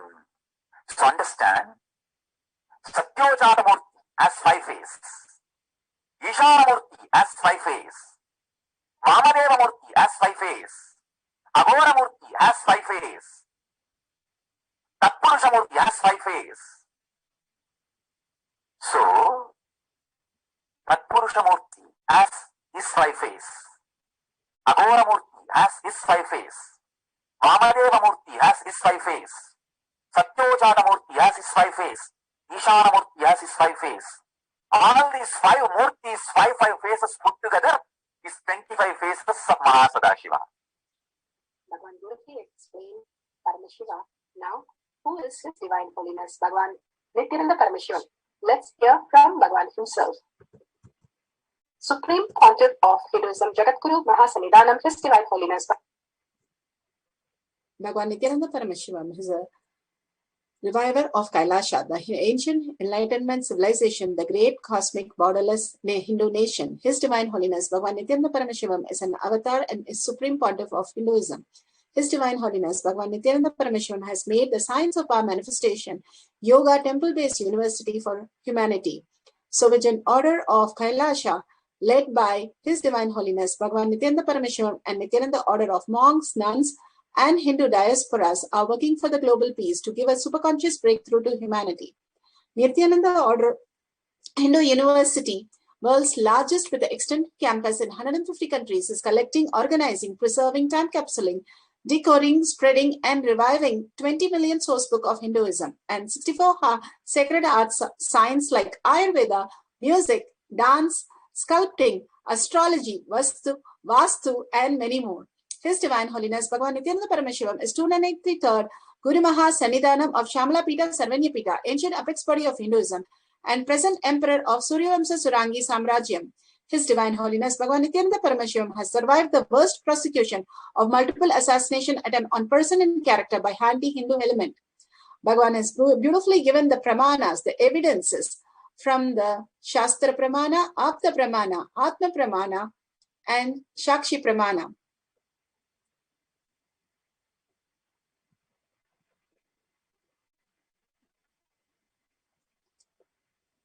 The science of our manifestation is time-tested, authentic, foolproof, and scientific.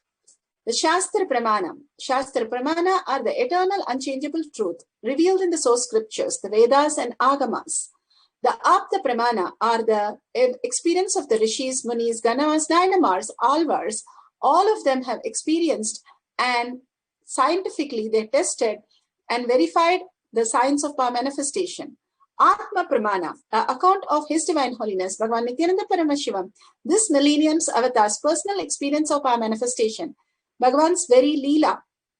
Shakshi Pramana are the experience of in millions of disciple devotees and followers initiated into the science of power manifestation by Bhagavan himself.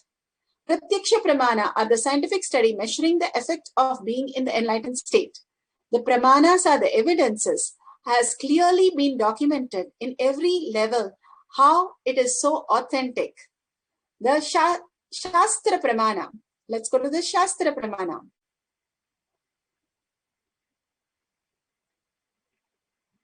Shastra Pramana are the from Veda Agamas, eternal, unchangeable truth that is revealed in the source scriptures. यो भवेत् क्वचिद् वस्तुनि विन्यस्य शनैर्दृष्टिं निवर्तयेत् सज्ञानं चित्तसहितं देवि शून्यालयो भवेत्. Vijnana Bhairava Tantra, Sutra 120, Dharana 95. Bhagavan Paramashiva says, having fixed one's eyes on a particular object, Vastu, one should slowly withdraw the sight from the object as well as slowly eliminate the knowledge of that object along with the thought and impression of it.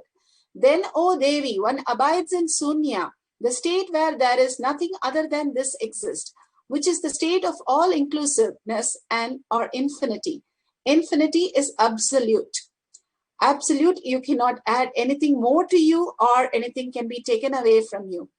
The beautiful space of oneness that Bhagavan has beautifully given, that nothing is omitted or it is not added or something is left out.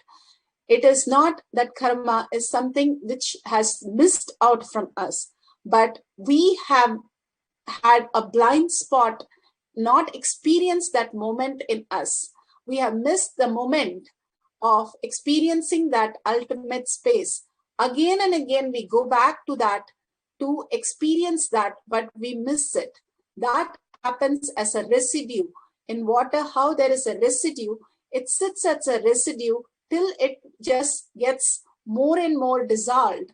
Such a beautiful space. Bhagavan says all these are happening because of the microbes and the bacteria in our system.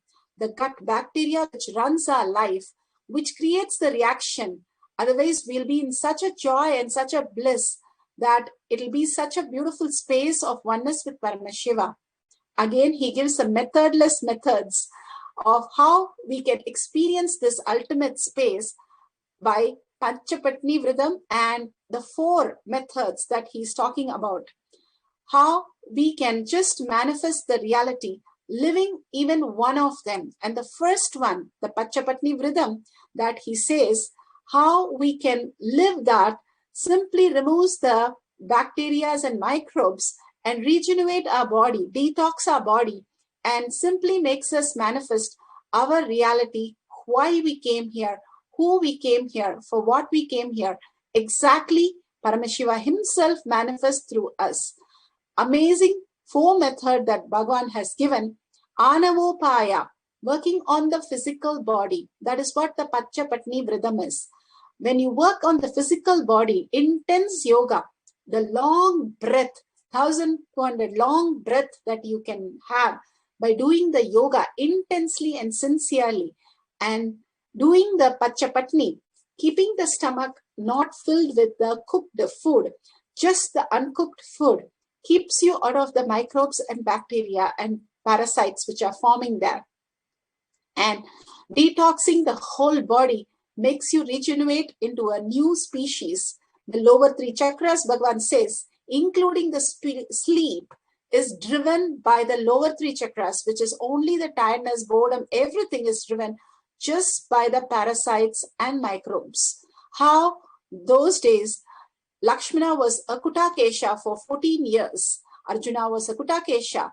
Kutakesha is living without sleeping, being without sleeping. How is it possible?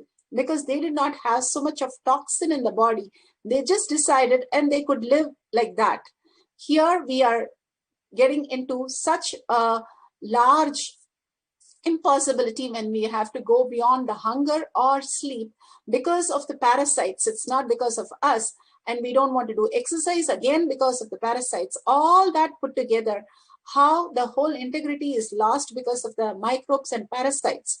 Now, removing all that, simply you can live the divine space, doing all that impossible as we think, as even the day-to-day routine, as ultimate possibility that we can't even imagine.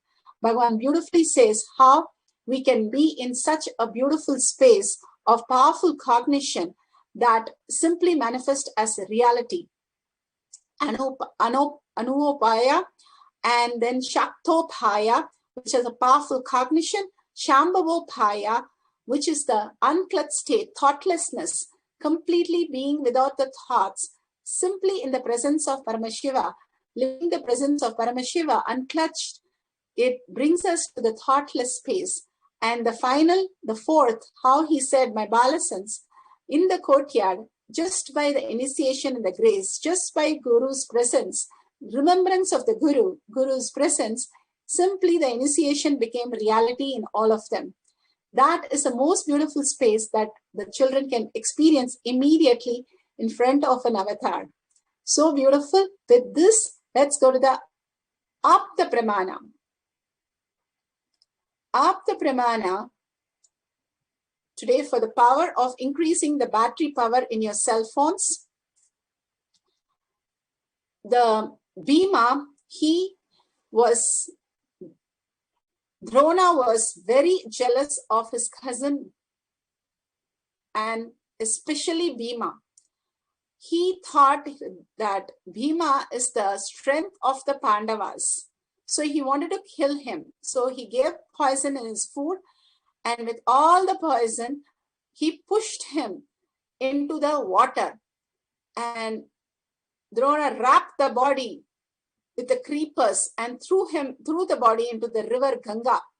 Underwater world, some snakes saw his body and attached by biting him again, became consciousness. When the snake bit, he became consciousness. The snakes got shocked by seeing him alive and took him to their head, Aryaka. When he came to know about his background, he realized that Bhima was his human descent. He offered him life someday in his tribe, and also offered the magical drink by which Bhima got 10,000 elephant strength. So this is in the Mahabharata, source from the Mahabharata, Parva, and it is in page number 268, 269. So amazing how Bhima was bitten by snakes and given poison, but he did not have any effect because of the detox that Bhagavan said. Even though I know I was given so much of poison, because I was able to see the source code of my system, I was able to detox from all that and raise myself into the pure space of oneness. Same way, Bhima also was able to be in such a detox space, how he lived, and simply he was able to get out of that. And not only that, he got 10,000 elephant strength by taking the whatever gift which was offered as a drink by Aryaka. The amazing part, when we unclutch, simply even the whole space gives us a boon to the higher reality.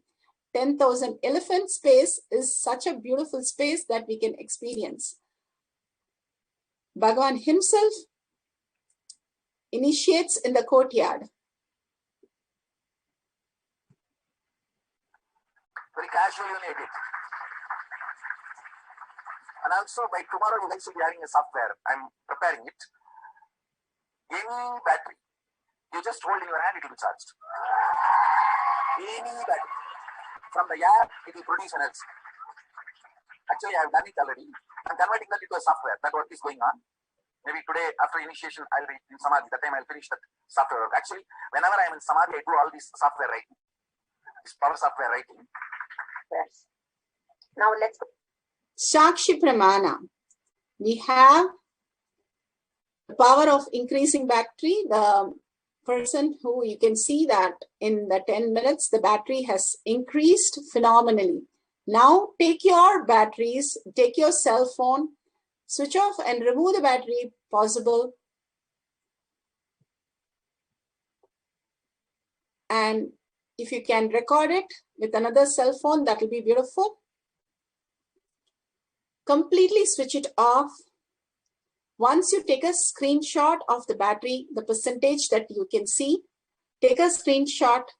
If you have a video camera, you can record, or another cell phone, you can record it. That will be really beautiful. And take a screenshot and fully switch it off. Now, just with the power of third eye, Bhagavan's initiation, darshan, and powerful cognition, he's going to shift us and make us manifest the Paramashiva space in us. So let's sit straight.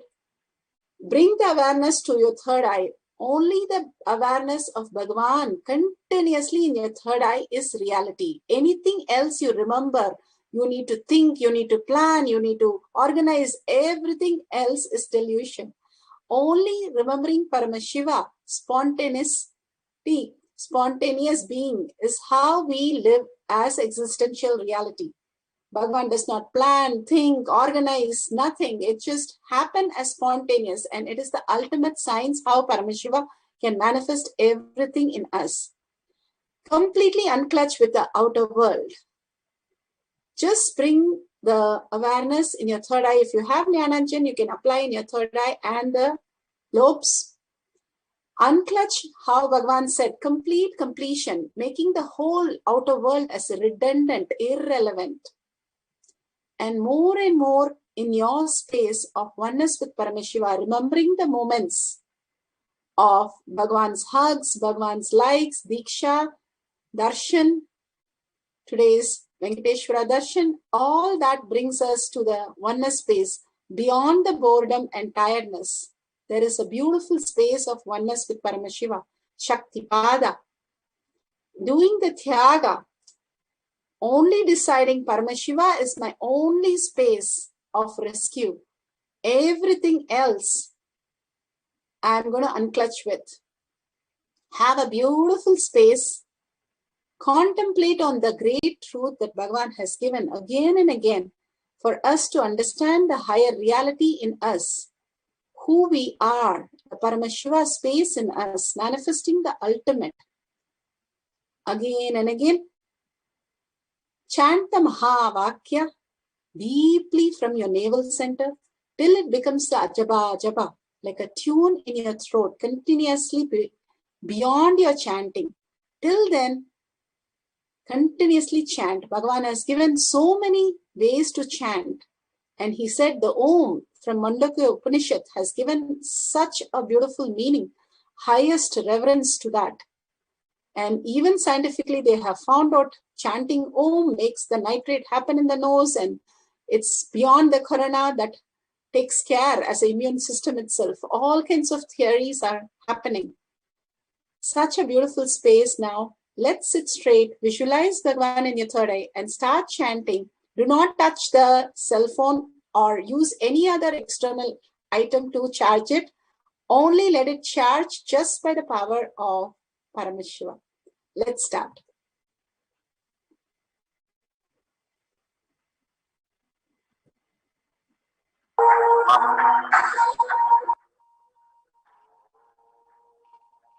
Nithyananda Paramashivoham.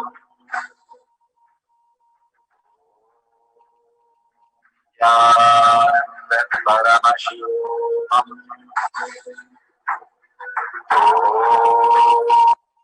Nithyananda Paramashivoham.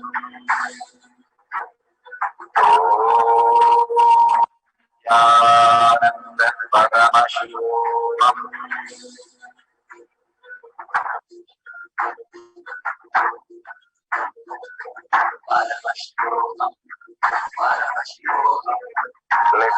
Paramashiva's third eye, all our third eyes.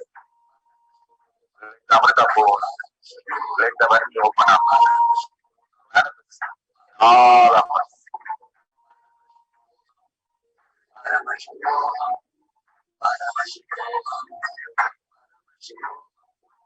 with Paramashiva, overthrow, manifest the power in all of our third eyes. Yanda Paramashivoham.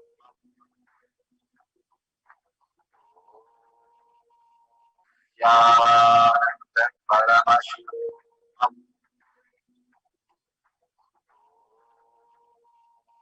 Yanda Paramashivoham.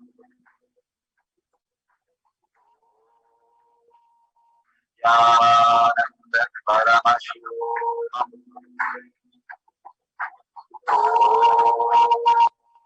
Yanda Paramashivoham. Yanda Paramashivoham.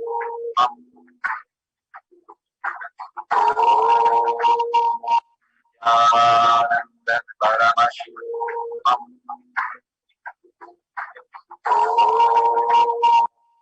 Yanda Paramashivoham.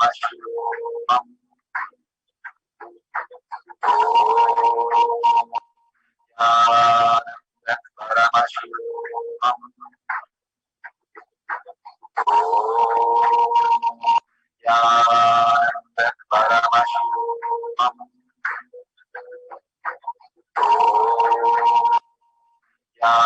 Yanda Paramashivoham.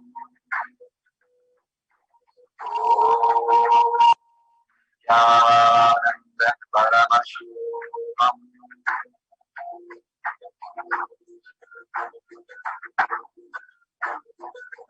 Paramashivoham. Paramashivoham. Let Paramashiva's third eye manifest in all our third eyes. Amrita pose, let the body open up, all of us. Paramashivoham. Paramashivoham. Paramashivoham. With Paramashiva, overthrow, manifest the power in all of our third eyes. Yanda Paramashivoham.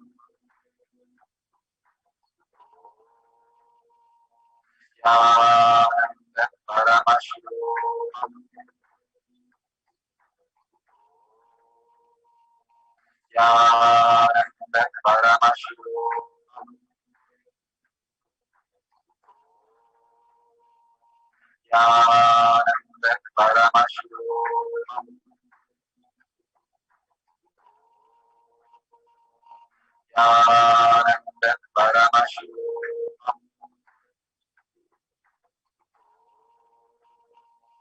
Yanda Paramashivoham.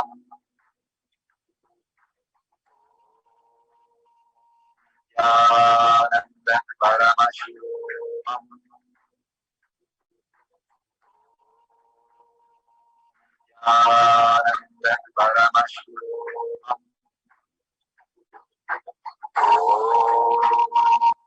Yanda Paramashivoham.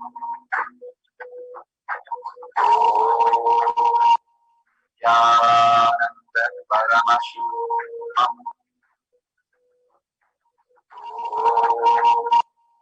Yanda Paramashivoham.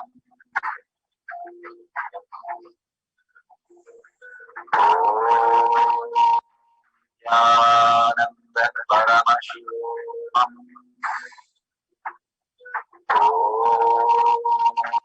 Yanda Paramashivoham.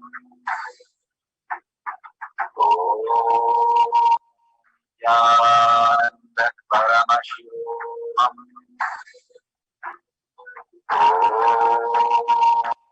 Yanda Paramashivoham.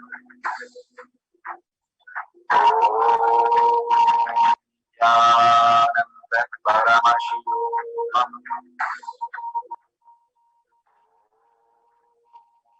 Nityananda Paramashivoham.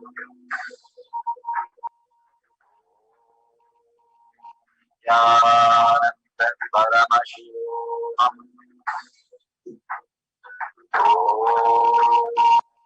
Nithyananda Paramashivoham.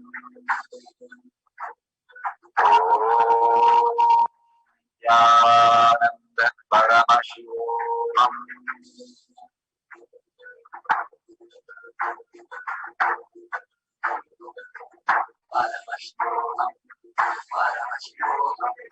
Let Paramashiva's third eye manifest in all our third eyes. Let the Amrita force, let the Varni open up.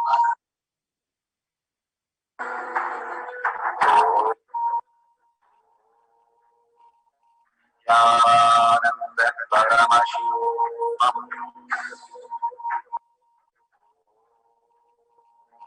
Nithyananda Paramashivoham.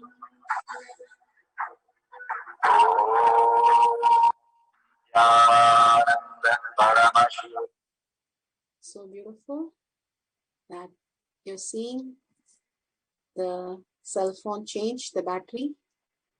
There should be no apps in the cell phone which is charging down, and there should be nothing taken when the charges are going down, only when the charges are going up. That's why I said switch off the phone and then switch on and see the power has gone up. Make sure all the doubts, manifestation is first. You are deciding to manifest. You are manifesting. If you say that it's not manifesting, it's not happening for me, that's not for me, then we are again in human impossibility and probability. Just surrender all your thoughts to Bhagavan's lotus feet. Anytime we have any issue, surrender to Bhagavan's lotus feet. Simply that problem gets solved. The only thought when you're surrendering to Bhagavan's lotus feet, simply the problem disappears and become irrelevant and redundant. All this is just our illusion and delusion. Again and again, raise yourself, your quantum entangling with Bhagavan, Paramashiva himself, from the space of ultimate.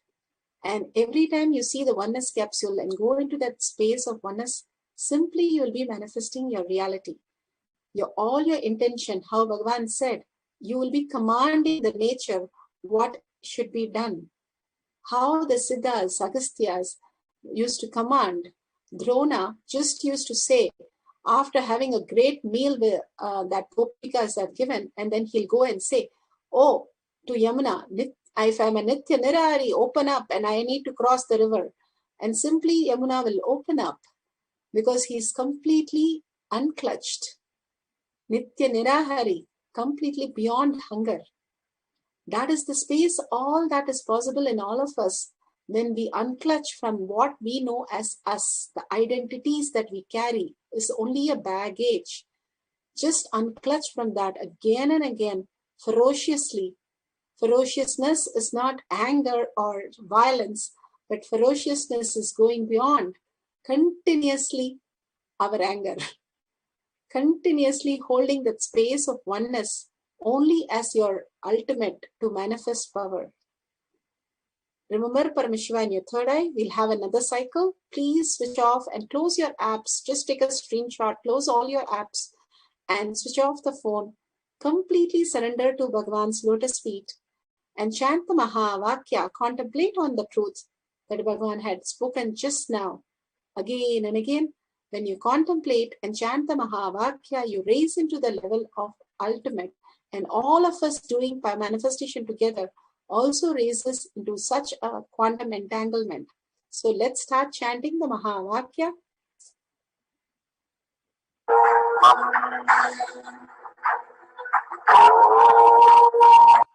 Nithyananda Paramashivoham.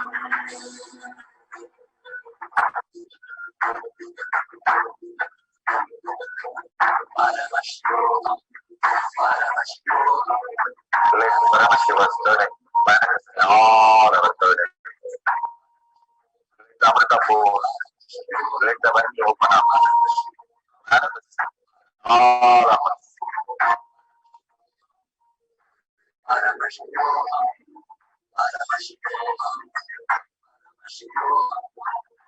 Paramashiva, overflow, manifest, all of us are actually Nityananda Paramashivoham, Nityananda Paramashivoham, Nityananda Paramashivoham, Nityananda Paramashivoham,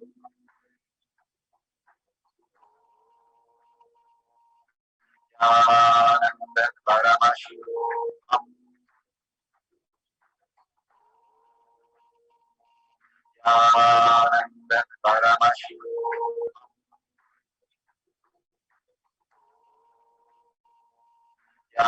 Nityananda Paramashivoham,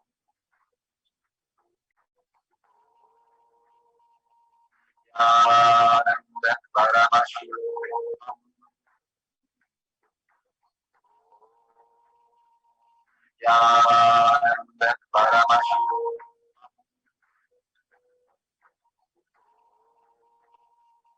Nityananda Paramashivoham,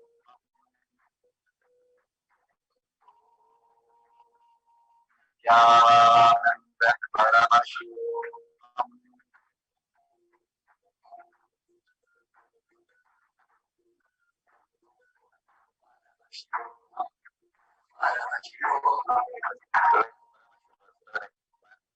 all of us. Amrita Pur, let the valley open up. All of us.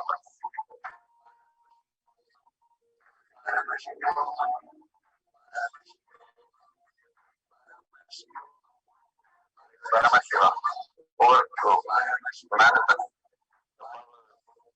all of us are Nityananda Paramashivoham, Nityananda Paramashivoham,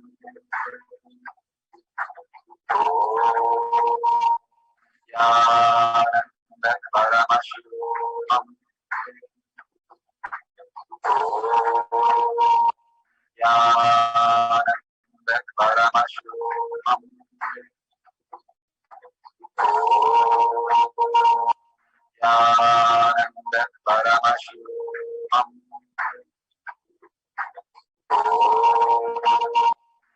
Nityananda Paramashivoham, Nityananda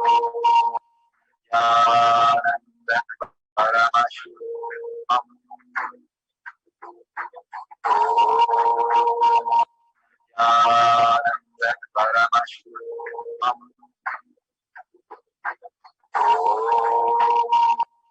Nityananda Paramashivoham, Nityananda Paramashivoham, Nityananda Paramashivoham, Nityananda Paramashivoham,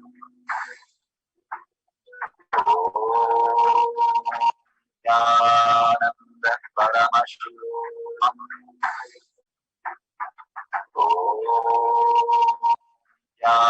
Nityananda Paramashivoham, Nityananda Paramashivoham, Nityananda Paramashivoham,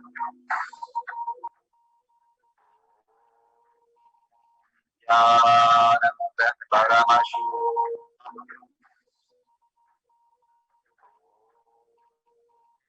Nityananda Paramashivoham,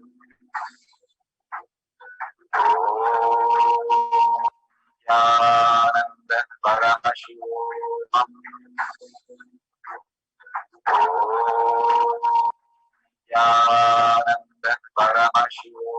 Let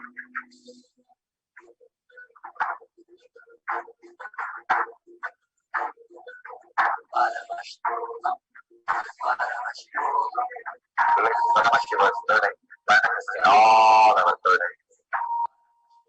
Let the Amrita force, let the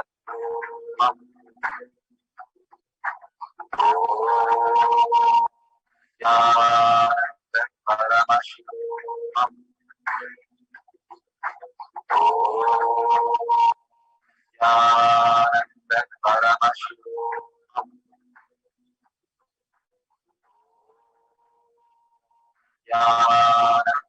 Paramashivoham.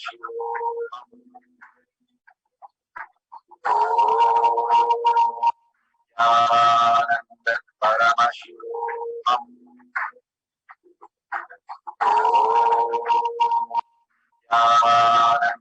Paramashivoham. Paramashivoham.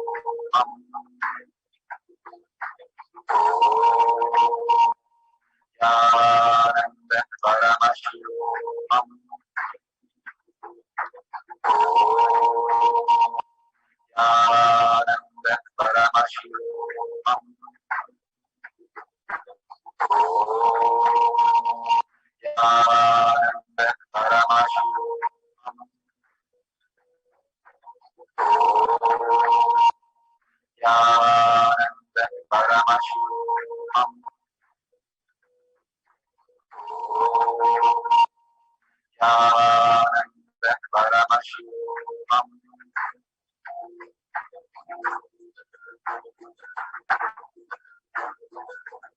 Paramashivoham. Paramashivoham.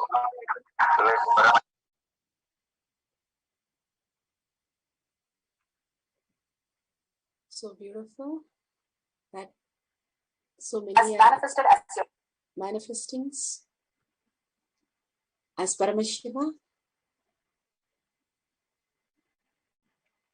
Go ahead, share the picture, the video in Kailash Kotiyar Manifesting Power Group, the tiny URL /power manifestation.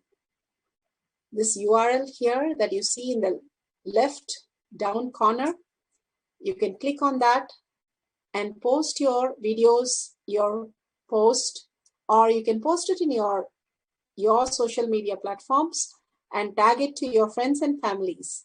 More and more enriching and causing. Why do we enrich and cause? Contributing is the way of manifesting life. All the siddhas, all the ganas, nainamas, alvars, avatars, all are doing only one thing, is contributing to life. Go on sharing and causing, and enriching continuously. Why? Is because they live as a manifestation, is enriching and causing. Their lifestyle is causing. Their very extreme power manifestation is extreme causing, Bhagavan says. Go on manifesting by causing others' reality, by telling how you manifested, celebrating how you manifested your reality. The more and more you attest, the more and more you become deeper in your cognition. All this powerful cognition and power manifestation surrender to Bhagavan's lotus feet. Every time you manifest or you have a click, just surrender to Bhagavan's lotus feet and see the power of how it is acting in your life. Again and again, thank Bhagavan when you put the post, how amazing satsang and power manifestation session that Bhagavan has conducted for you today. And with that, thanking Swamiji, let's end this session with the Purna Mantra. Om Purnamada Purnamidam Purna Purnamudashyate Purnasya Purnamataya Purnameva Vashishyate. Om Shanti Shanti Shanti. Hari Om Tat Sat Sarvam Bhagavate Sri Nithyananda Paramashivam Padaka Arpanamastu. Om Nithyanandam.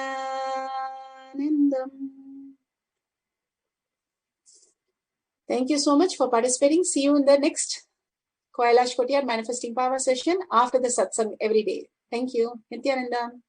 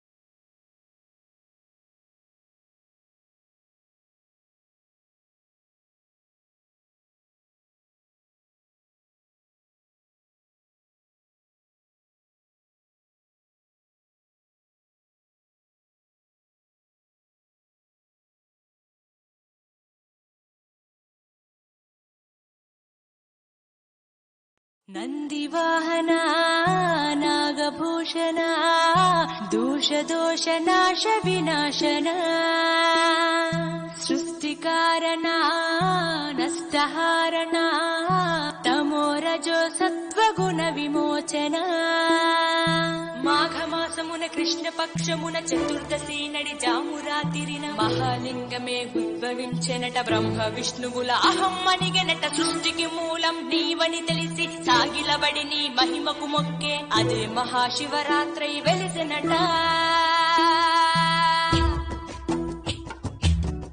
అరే ఓ జంగమా విభూది లింగమా పక్కన పార్వతమ్మ తలపై గంగమ్మ అరే ఓ జంగమా మెడలో సర్పమా బూడిద దేహమా సిగలో సందమమా సృష్టిని సృష్టించగా తొలిగా పుట్టావట మాఘమాసమున మళ్ళీ పుట్టావట బ్రహ్మ విష్ణువుల తగువును తెచ్చావట మహాశివరాత్రిగా మహిలో నిలిచావట అరే ఓ జంగమా విభూది లింగమా పక్కన పార్వతమ్మ తలపై గంగమ్మ అరే ఓ జంగమా మెడలో సర్పమా బూడిద దేహమా సిగలో సందమమా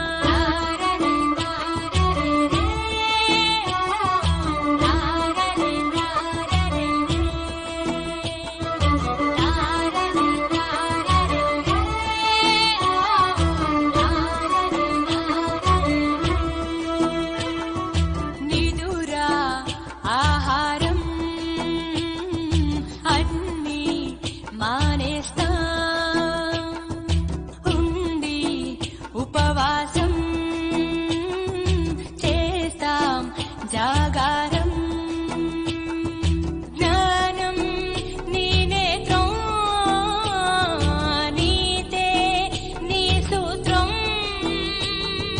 మూడో నీ నేత్రం తెరిస్తే చెడు భస్మం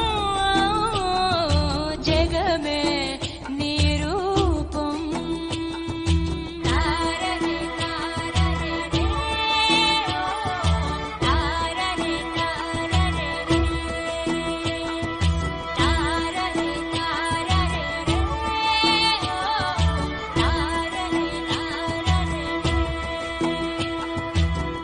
అరే ఓ జంగమా విభూది లింగమా పక్కన పార్వతమ్మ తలపై గంగమ్మ అరే ఓ జంగమా మెడలో సర్పమా బూడిద దేహమా సిగలో సందమమా సృష్టిని సృష్టించగా తొలిగా పుట్టావట మాఘమాసమున మళ్ళీ పుట్టావట బ్రహ్మ విష్ణువుల తగువును తెచ్చావట మహాశివరాత్రిగా మహిలో నిలిచావట అరే ఓ జంగమా విభూతి లింగమా పక్కన పార్వతమ్మ తలపై గంగమ్మ అరే ఓ జంగమా మెడలో సర్పమా బూడిద దేహమా సిగలో సందమమా తారని తారని తారని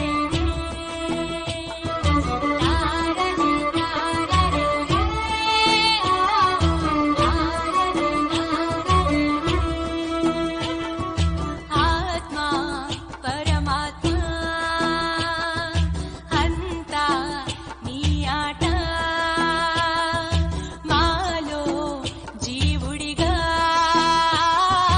ఉన్నది నీ వంట బ్రహ్మనే శిక్షించి చూపిన జగదీశ సత్యమే జీవమనే చాటిన మహిష సుందర ఆకారా తారని తారని తారని తారని తారని